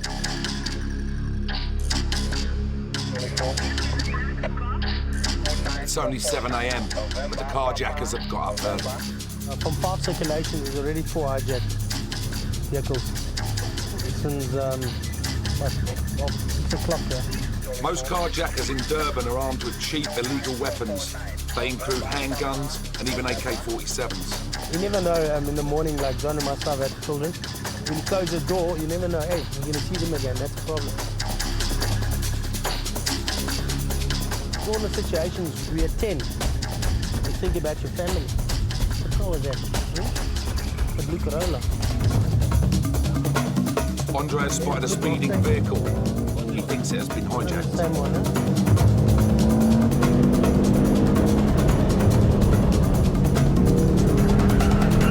Carjacking in Durban is a growing problem. In the last 6 years, it has grown by 40%.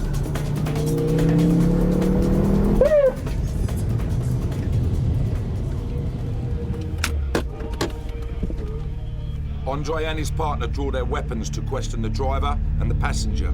Baba, paga me sisana puma moto, baba. Paga me sisana. Turn around. Open your eyes. Why are you driving so fast? Put your hands in the air. Turn that way. Turn that way. You late, eh?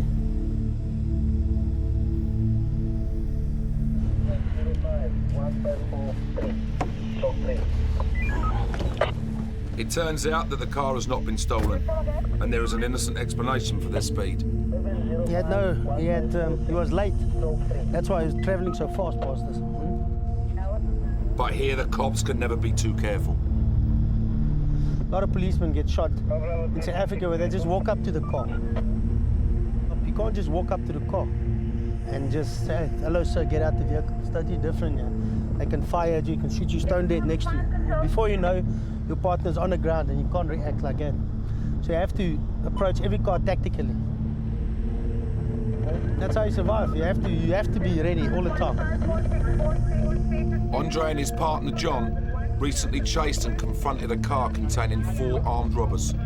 As we approached the car, me and the inspector, behind the car, the guy started firing through the car. And it's a wall behind us, scrap nail, hit our bulletproofs. It came past us like that. Fortunately, I had to shoot back at him. He was deceased, and then the other three ran away. But the next day, they were found in the hospital with bullet wounds on them. Yeah. So you took one of the guys down. How did that feel? I don't know. How did that feel? I had to take him down because he shot at us. So it feels the same way as how they feel to take us down. They're happy about it. If he wants to shoot at the police, he can be our guest. If we shoot back and kill him, it's sad, but what can you do?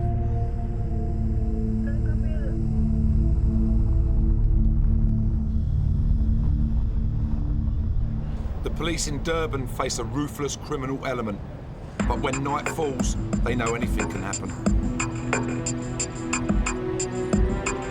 The flying squad is a rapid response unit, and so they are often the first on the scene of the crime. Well, it's a dangerous job. Any policeman's got a dangerous job, but with us it's just different because we respond to the situation as it happened. Any emergency complaint that comes through, we responded to, so we're the first vehicle standing off.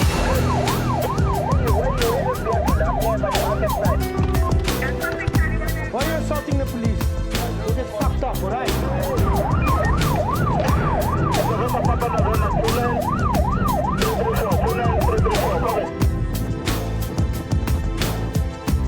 Must be drunk and driving,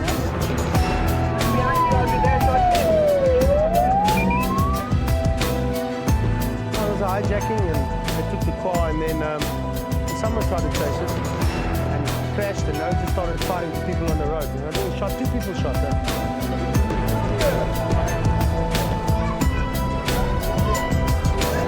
You have to be ready for anything. You can never know what can happen, eh? It can spark, and then you have to be ready for it.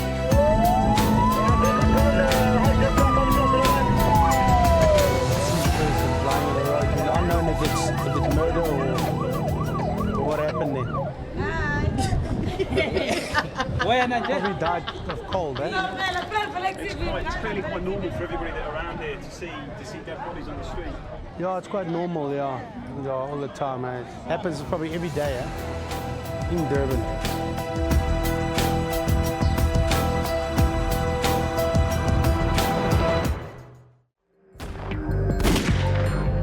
In South Africa, there are 50 murders every day, and every 3 days, a cop is killed. Shootouts, muggings, rape and arson are the order of the day.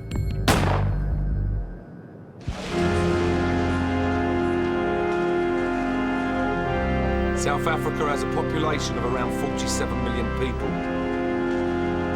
6 million fewer than the combined total of England and Wales. Yet in the same year that those 2 countries witnessed 757 murders, South Africa saw 18,487.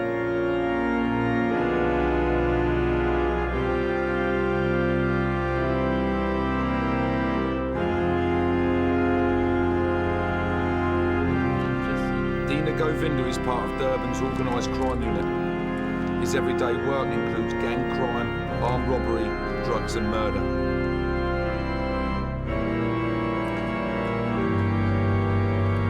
Confronting Durban's criminal underbelly is an everyday task for one of South Africa's busiest cops. Any different type of crime is a challenge to me. Serial killings, murders, drive-by shootings. But crime also represents danger.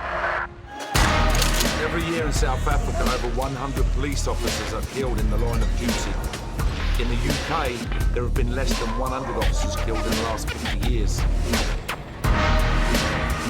My mom, she's 61 years old and she's extremely worried and stuff when I go to work. My wife, she's also concerned, but not the police officer, and she understands. I used to work with her before, and you know, she works because she understands the type of job that I do.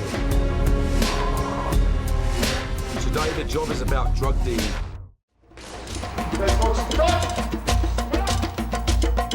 Durban is one of the cheapest places to buy drugs in South Africa, with most of the hard drugs coming into the city via the harbour. Around 1.5 million containers pass through every year, and last year, almost £100 million worth of drugs were seized. Dina's unit are after a suspected drug dealer. I've got a video footage of exactly what this guy looked at, but the problem is that every hour he's changing his clothing. At the moment, he's posing as a car guard. So I think in the next few minutes, he's going to change his identity. They believe he is supplying crack cocaine, ecstasy and marijuana. One of Dina's colleagues will pose as a buyer. You have 50 rand to buy either crack cocaine, Dhaka, or ecstasy. I need every single pair of eyes that's available to actually do the major takedown. Right, with that,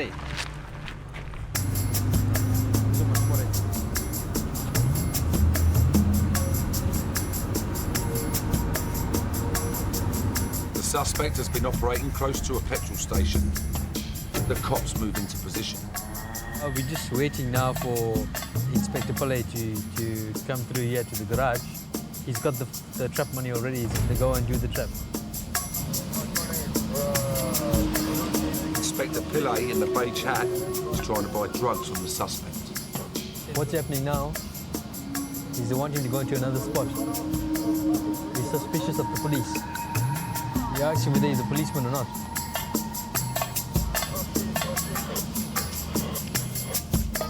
He's gone across the road towards under the tree.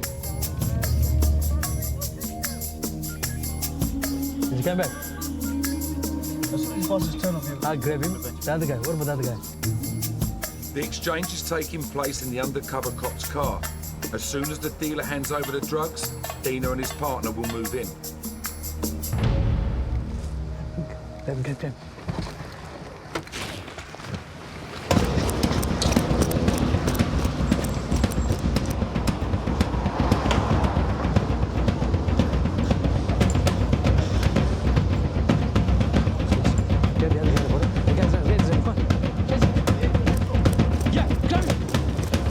They apprehend the dealer, but there is also his accomplice. He starts to run, but he soon gives up. I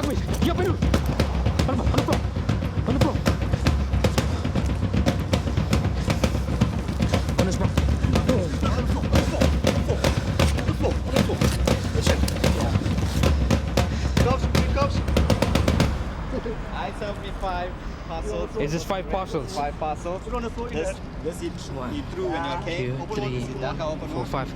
Did he serve you this 5 here and he threw this 2 here?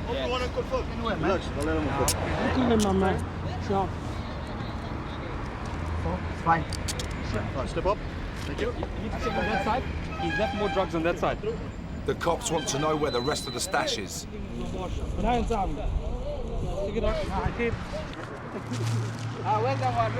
And there's more here.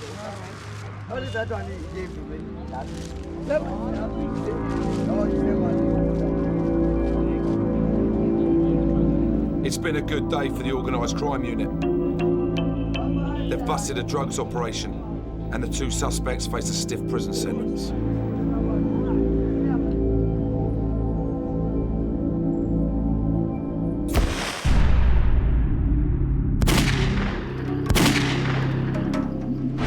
Some of the toughest cops in Durban don't carry guns, get paid next to nothing, and have very basic interrogation techniques. These 4-legged cops are the latest recruits to Durban's dog unit.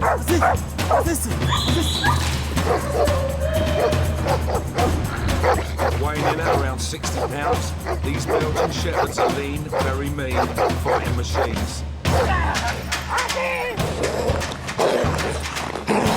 They can really damage the arm. Especially if the criminal is resisting, like he's fighting back with the dog. The dog can even break his arm, so I wouldn't want to be in his shoes. Sayabonga Saleh and his dog Paco are 1 month into a 4-month training course. He's a very fast dog, and he bites very nicely. Oh, is this? When he bites, he must bite and hold it and stay there until I tell him, giving him a command, loss, and then he release. Loss! Loss! Loss! Today's training is about pursuit of a suspect. The trainer, who's playing the role of a suspect, teases the dogs. Then he hides and they have to track him down.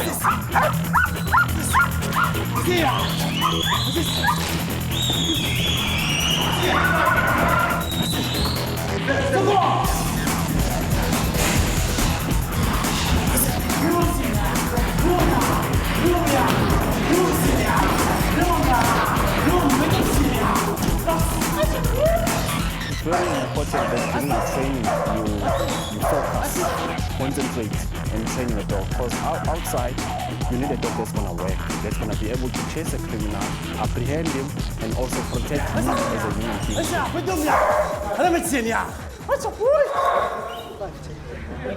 As well as learning to be Paco's handler, Sayabonga has to play the role of suspect in the training of one of the other types of dogs used in Durban, a Rottweiler. It's a very big dog, so it might take me down. That's a scary part of it. But anyway, I'm wearing protective clothing. It won't bite through. But he's not taking any chances. Police, come here, release me up. Remove here. Remove here.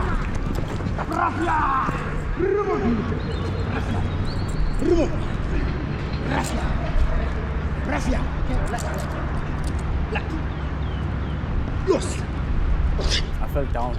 That is very scary. Because the dog is too powerful. He knocks you off your feet, so it's scary.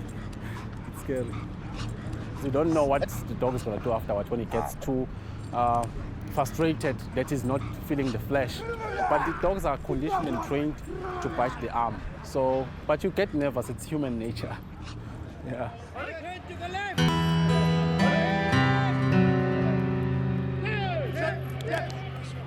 That dog is like a brother to me. It's like a partner that I never had. You must consider the dog safe as well. And you're safe, because it's not nice to lose a dog. You lose a partner. That dog is more than a human when it comes to partner. He will take a bullet from you.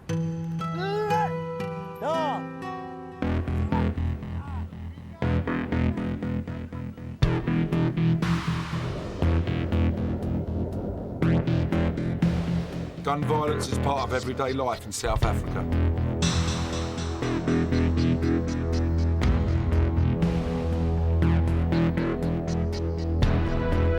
In the UK, there are nearly 60 murders involving a firearm each year. In South Africa, there are almost 60 every 2 days. Nobody really knows how many illegal guns there are in the country. Estimates range between 500,000 and 4 million.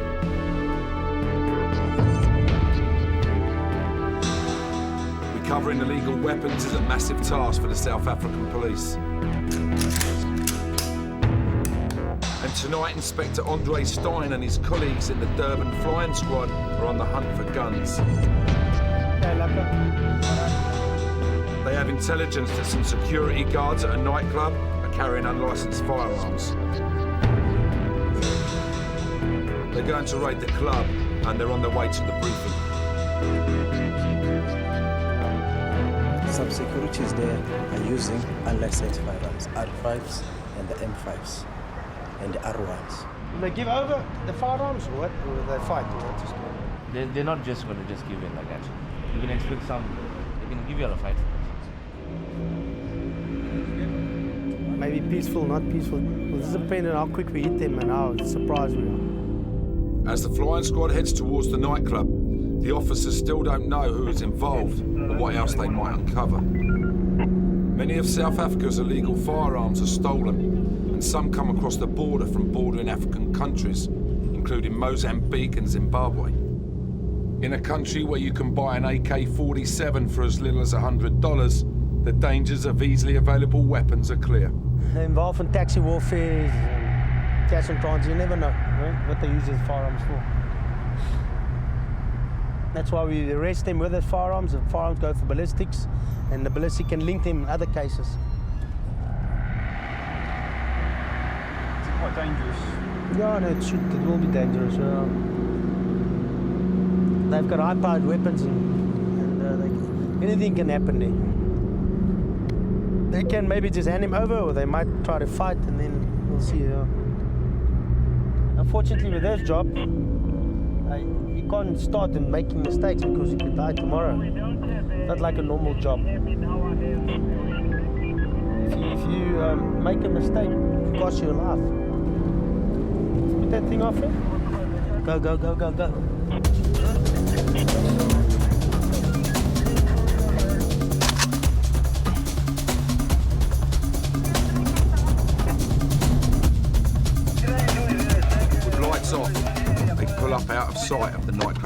Jones. Okay, ready? Stay behind each other.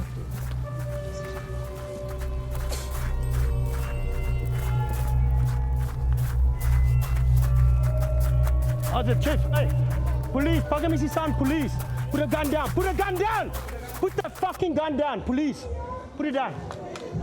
Thank you. Set your hands, let me see your hands. Let me see your hands, let me see your hands. Come around. Put your hands up, because I'm telling you. Put your hands up.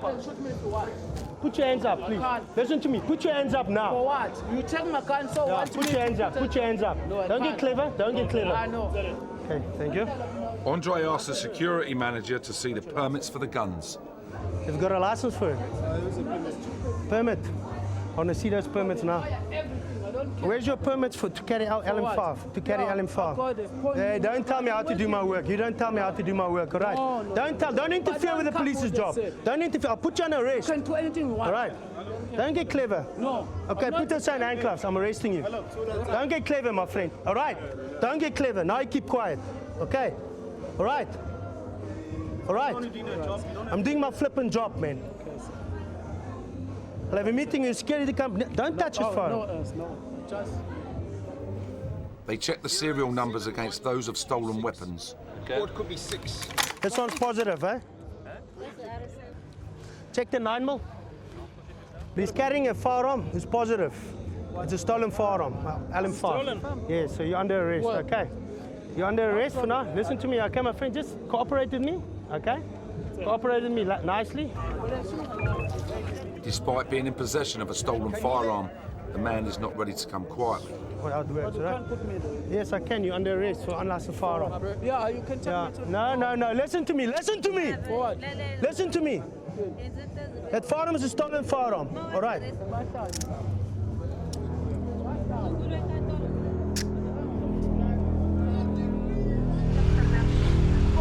Andre and his team have arrested one man and have recovered 2 machine guns and a handgun.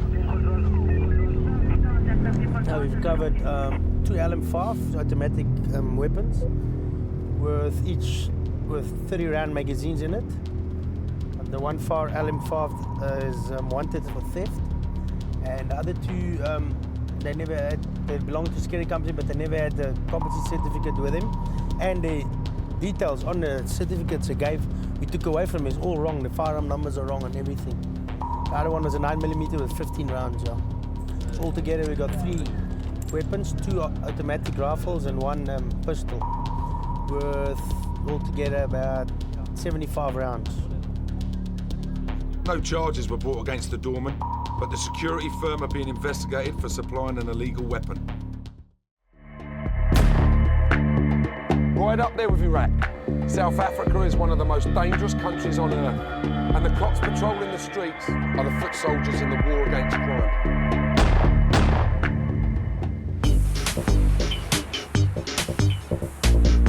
As in many parts of the world, the use of CCTV in South Africa has helped the cops in their fight against crime.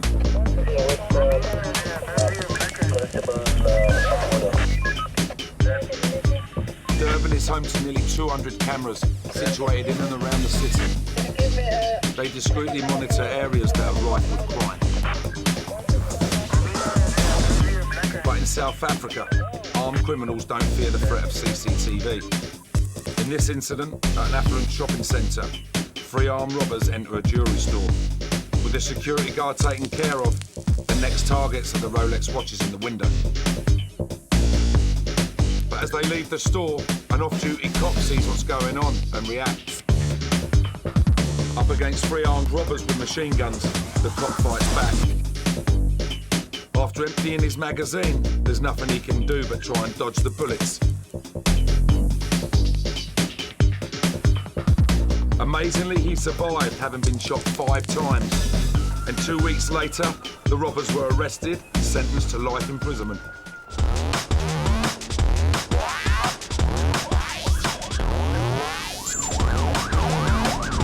Another day in Durban, and yet another carjacking.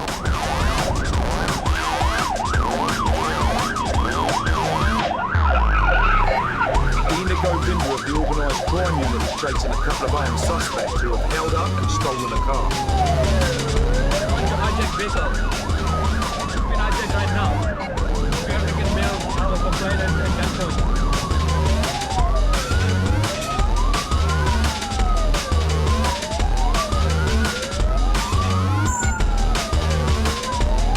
Very dangerous suspect to get up there. Extremely. The car has been spotted heading into the notorious Kwamashu settlement. 20 miles north of Durban, it is one of the largest townships in South Africa. It's home to many of the carjackers and armed robbers who operate in the city.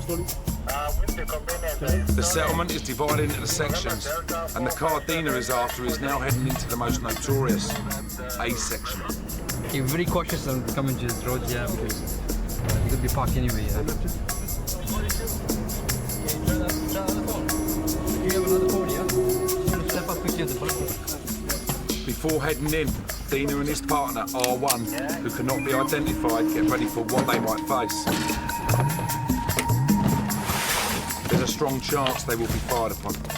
So these guys are quite clearly not afraid of shooting at cops. Not afraid. They shot at the police already.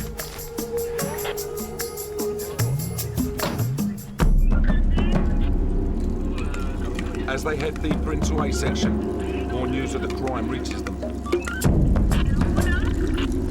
Rob policeman with firearms, service pistol on duty. And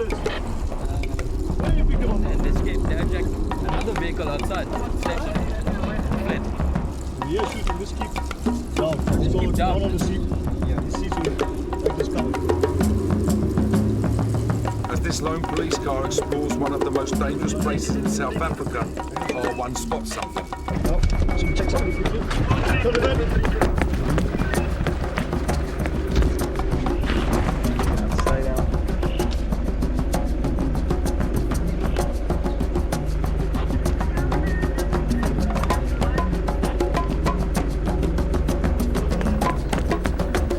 Get up.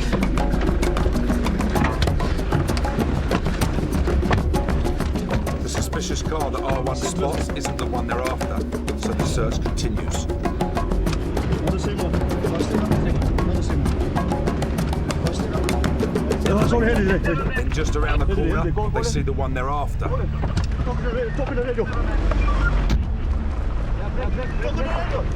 Oscar Charlie 19. Yeah, break Oscar Charlie 19.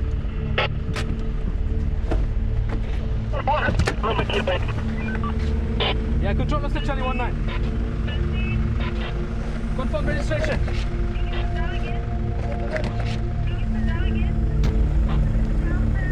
Having located the stolen car, the armed criminals could be dangerously close. To avoid a firefight, they move out of the area to a safer location where they can regroup. Okay, we're gonna withdraw from here now, right? Yeah. We're gonna withdraw out of the vicinity. It's like a red area. Your police can't go into the area because of how volatile it is. The risk we took in getting there without an armored vehicle is dangerous. That is why we didn't spend too long in there. We came out as fast as possible from it. You're more than likely to pick up contact faster than anywhere in this country. That's like the most dangerous area in this country.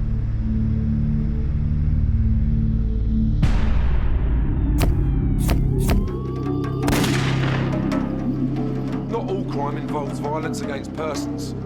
As in the rest of the world, cash machines are a target for criminals in South Africa.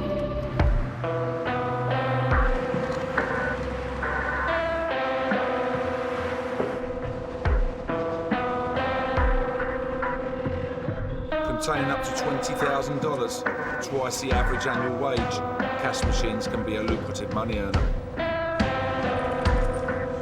But subtle methods of stealing data and filming PIN number entry have been rejected in favour of a less sophisticated approach.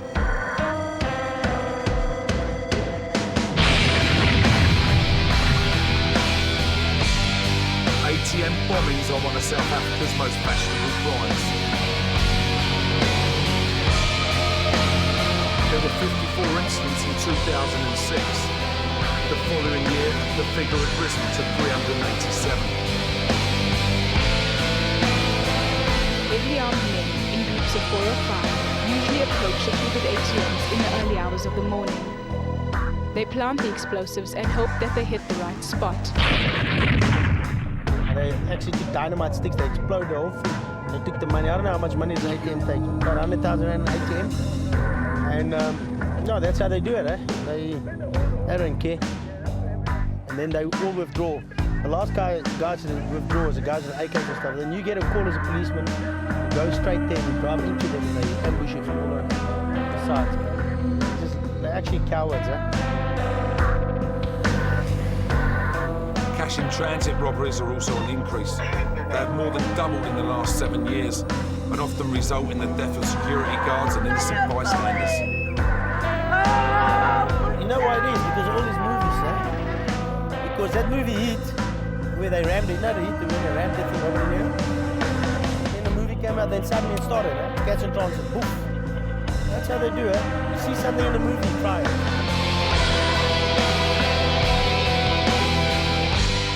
Traditional kind of raids are still thriving in South Africa, with robberies of businesses up 50% in 1 year.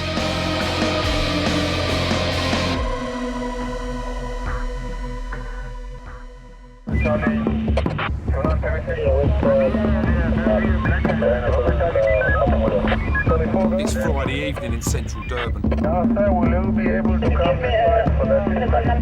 Detective Dina Govender of the Organised Crime Unit knows it will be a busy night for the cops. Today is Friday. Normally Durban Central area are very extremely busy and expected lots of crime to be committed. As some guys will be under the influence of alcohol, committing crimes, from petty crimes to serious crimes.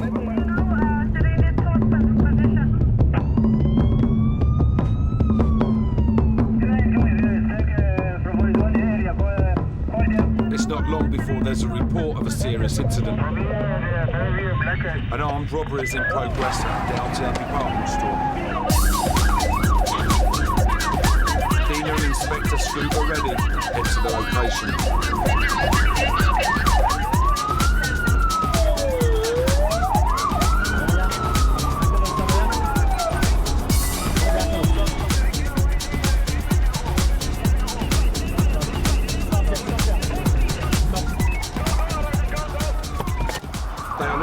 Suspects, 2 of whom are armed.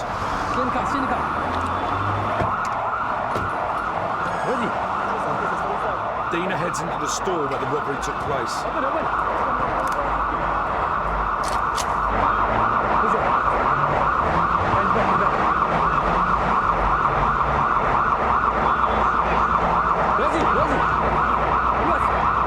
But the suspects have already fled to a different store. Go inside, go in the car. In the car.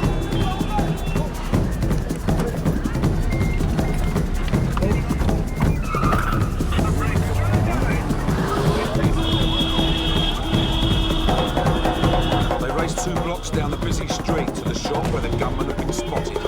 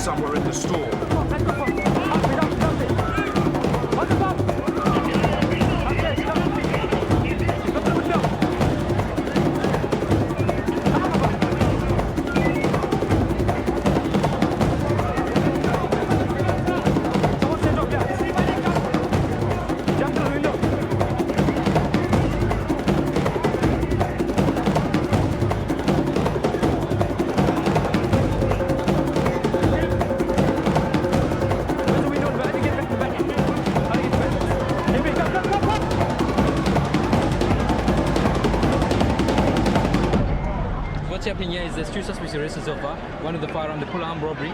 They ran initially into Ackermans, and now they've gone into Woolworths. They jumped onto the ceiling, and one guy's still on at large. Okay. Yeah, he's armed, he's dangerous. Are you going to go get him? Yes, we're going to get him.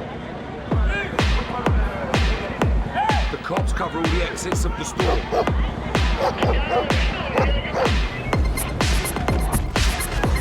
With one armed robber still at large, Dina heads around the back, where he thinks the gunman will be flushed out.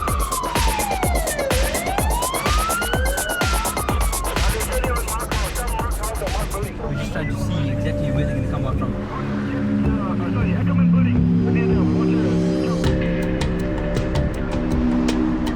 Dina spots something at one of the exits and quickly moves in.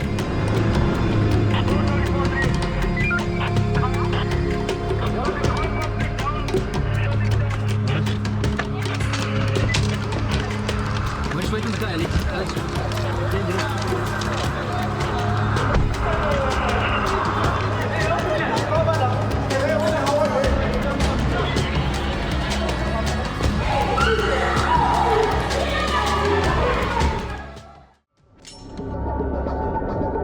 We're with the cops in Durban, robbery capital of the country, where more than 3,000 take place every year.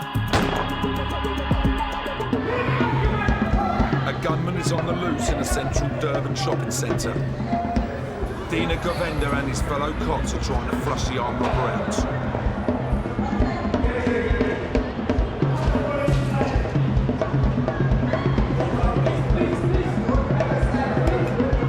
It's too dangerous for the crew to get any closer.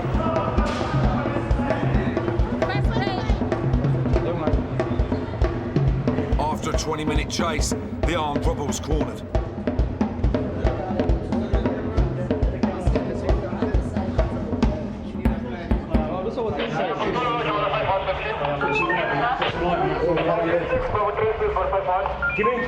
Let go.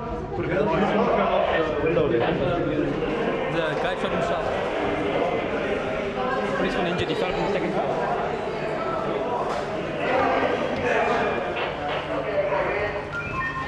The guy ran down and he went to the corner and he shot himself dead. So it's done found there. He realized there's too many policemen around it and there was nowhere to go. And he didn't want to surrender, so he shot himself. This kind of incident is nothing unusual. An armed robbery in a busy part of town, which ended up with one man dead. Here, it's hardly even news.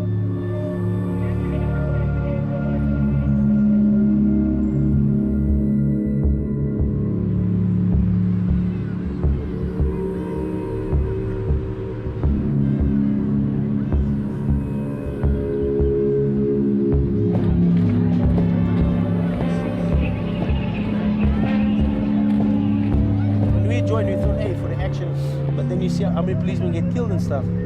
It's not worth it, huh? You think twice now because I've got a little son, 3 years, 3 months. You think twice now, actually, just to go into something, huh? Like when you were younger, you didn't care. Every single day you have to worry about him and all that. Despite nearly 20 years on the force, Andre Stein is still no closer to understanding the extreme nature of crime in his country. Yes, I feel sorry for those who haven't got food and maybe steal bread or, you know, steal to means. But these higher there. Why do you have to hijack, shoot dead person in a vehicle? For what? Innocent person who's got family, a mom or a dad or children. I mean, why do you have to shoot them dead? Put a cash on transit. Why do you have to burn the guards in the cash van? Why do you have to do that, you know? ATM bombing, police come and investigate, doing his job and shot the policeman in the head. Why do you have to do that? So I've got no sympathy for that,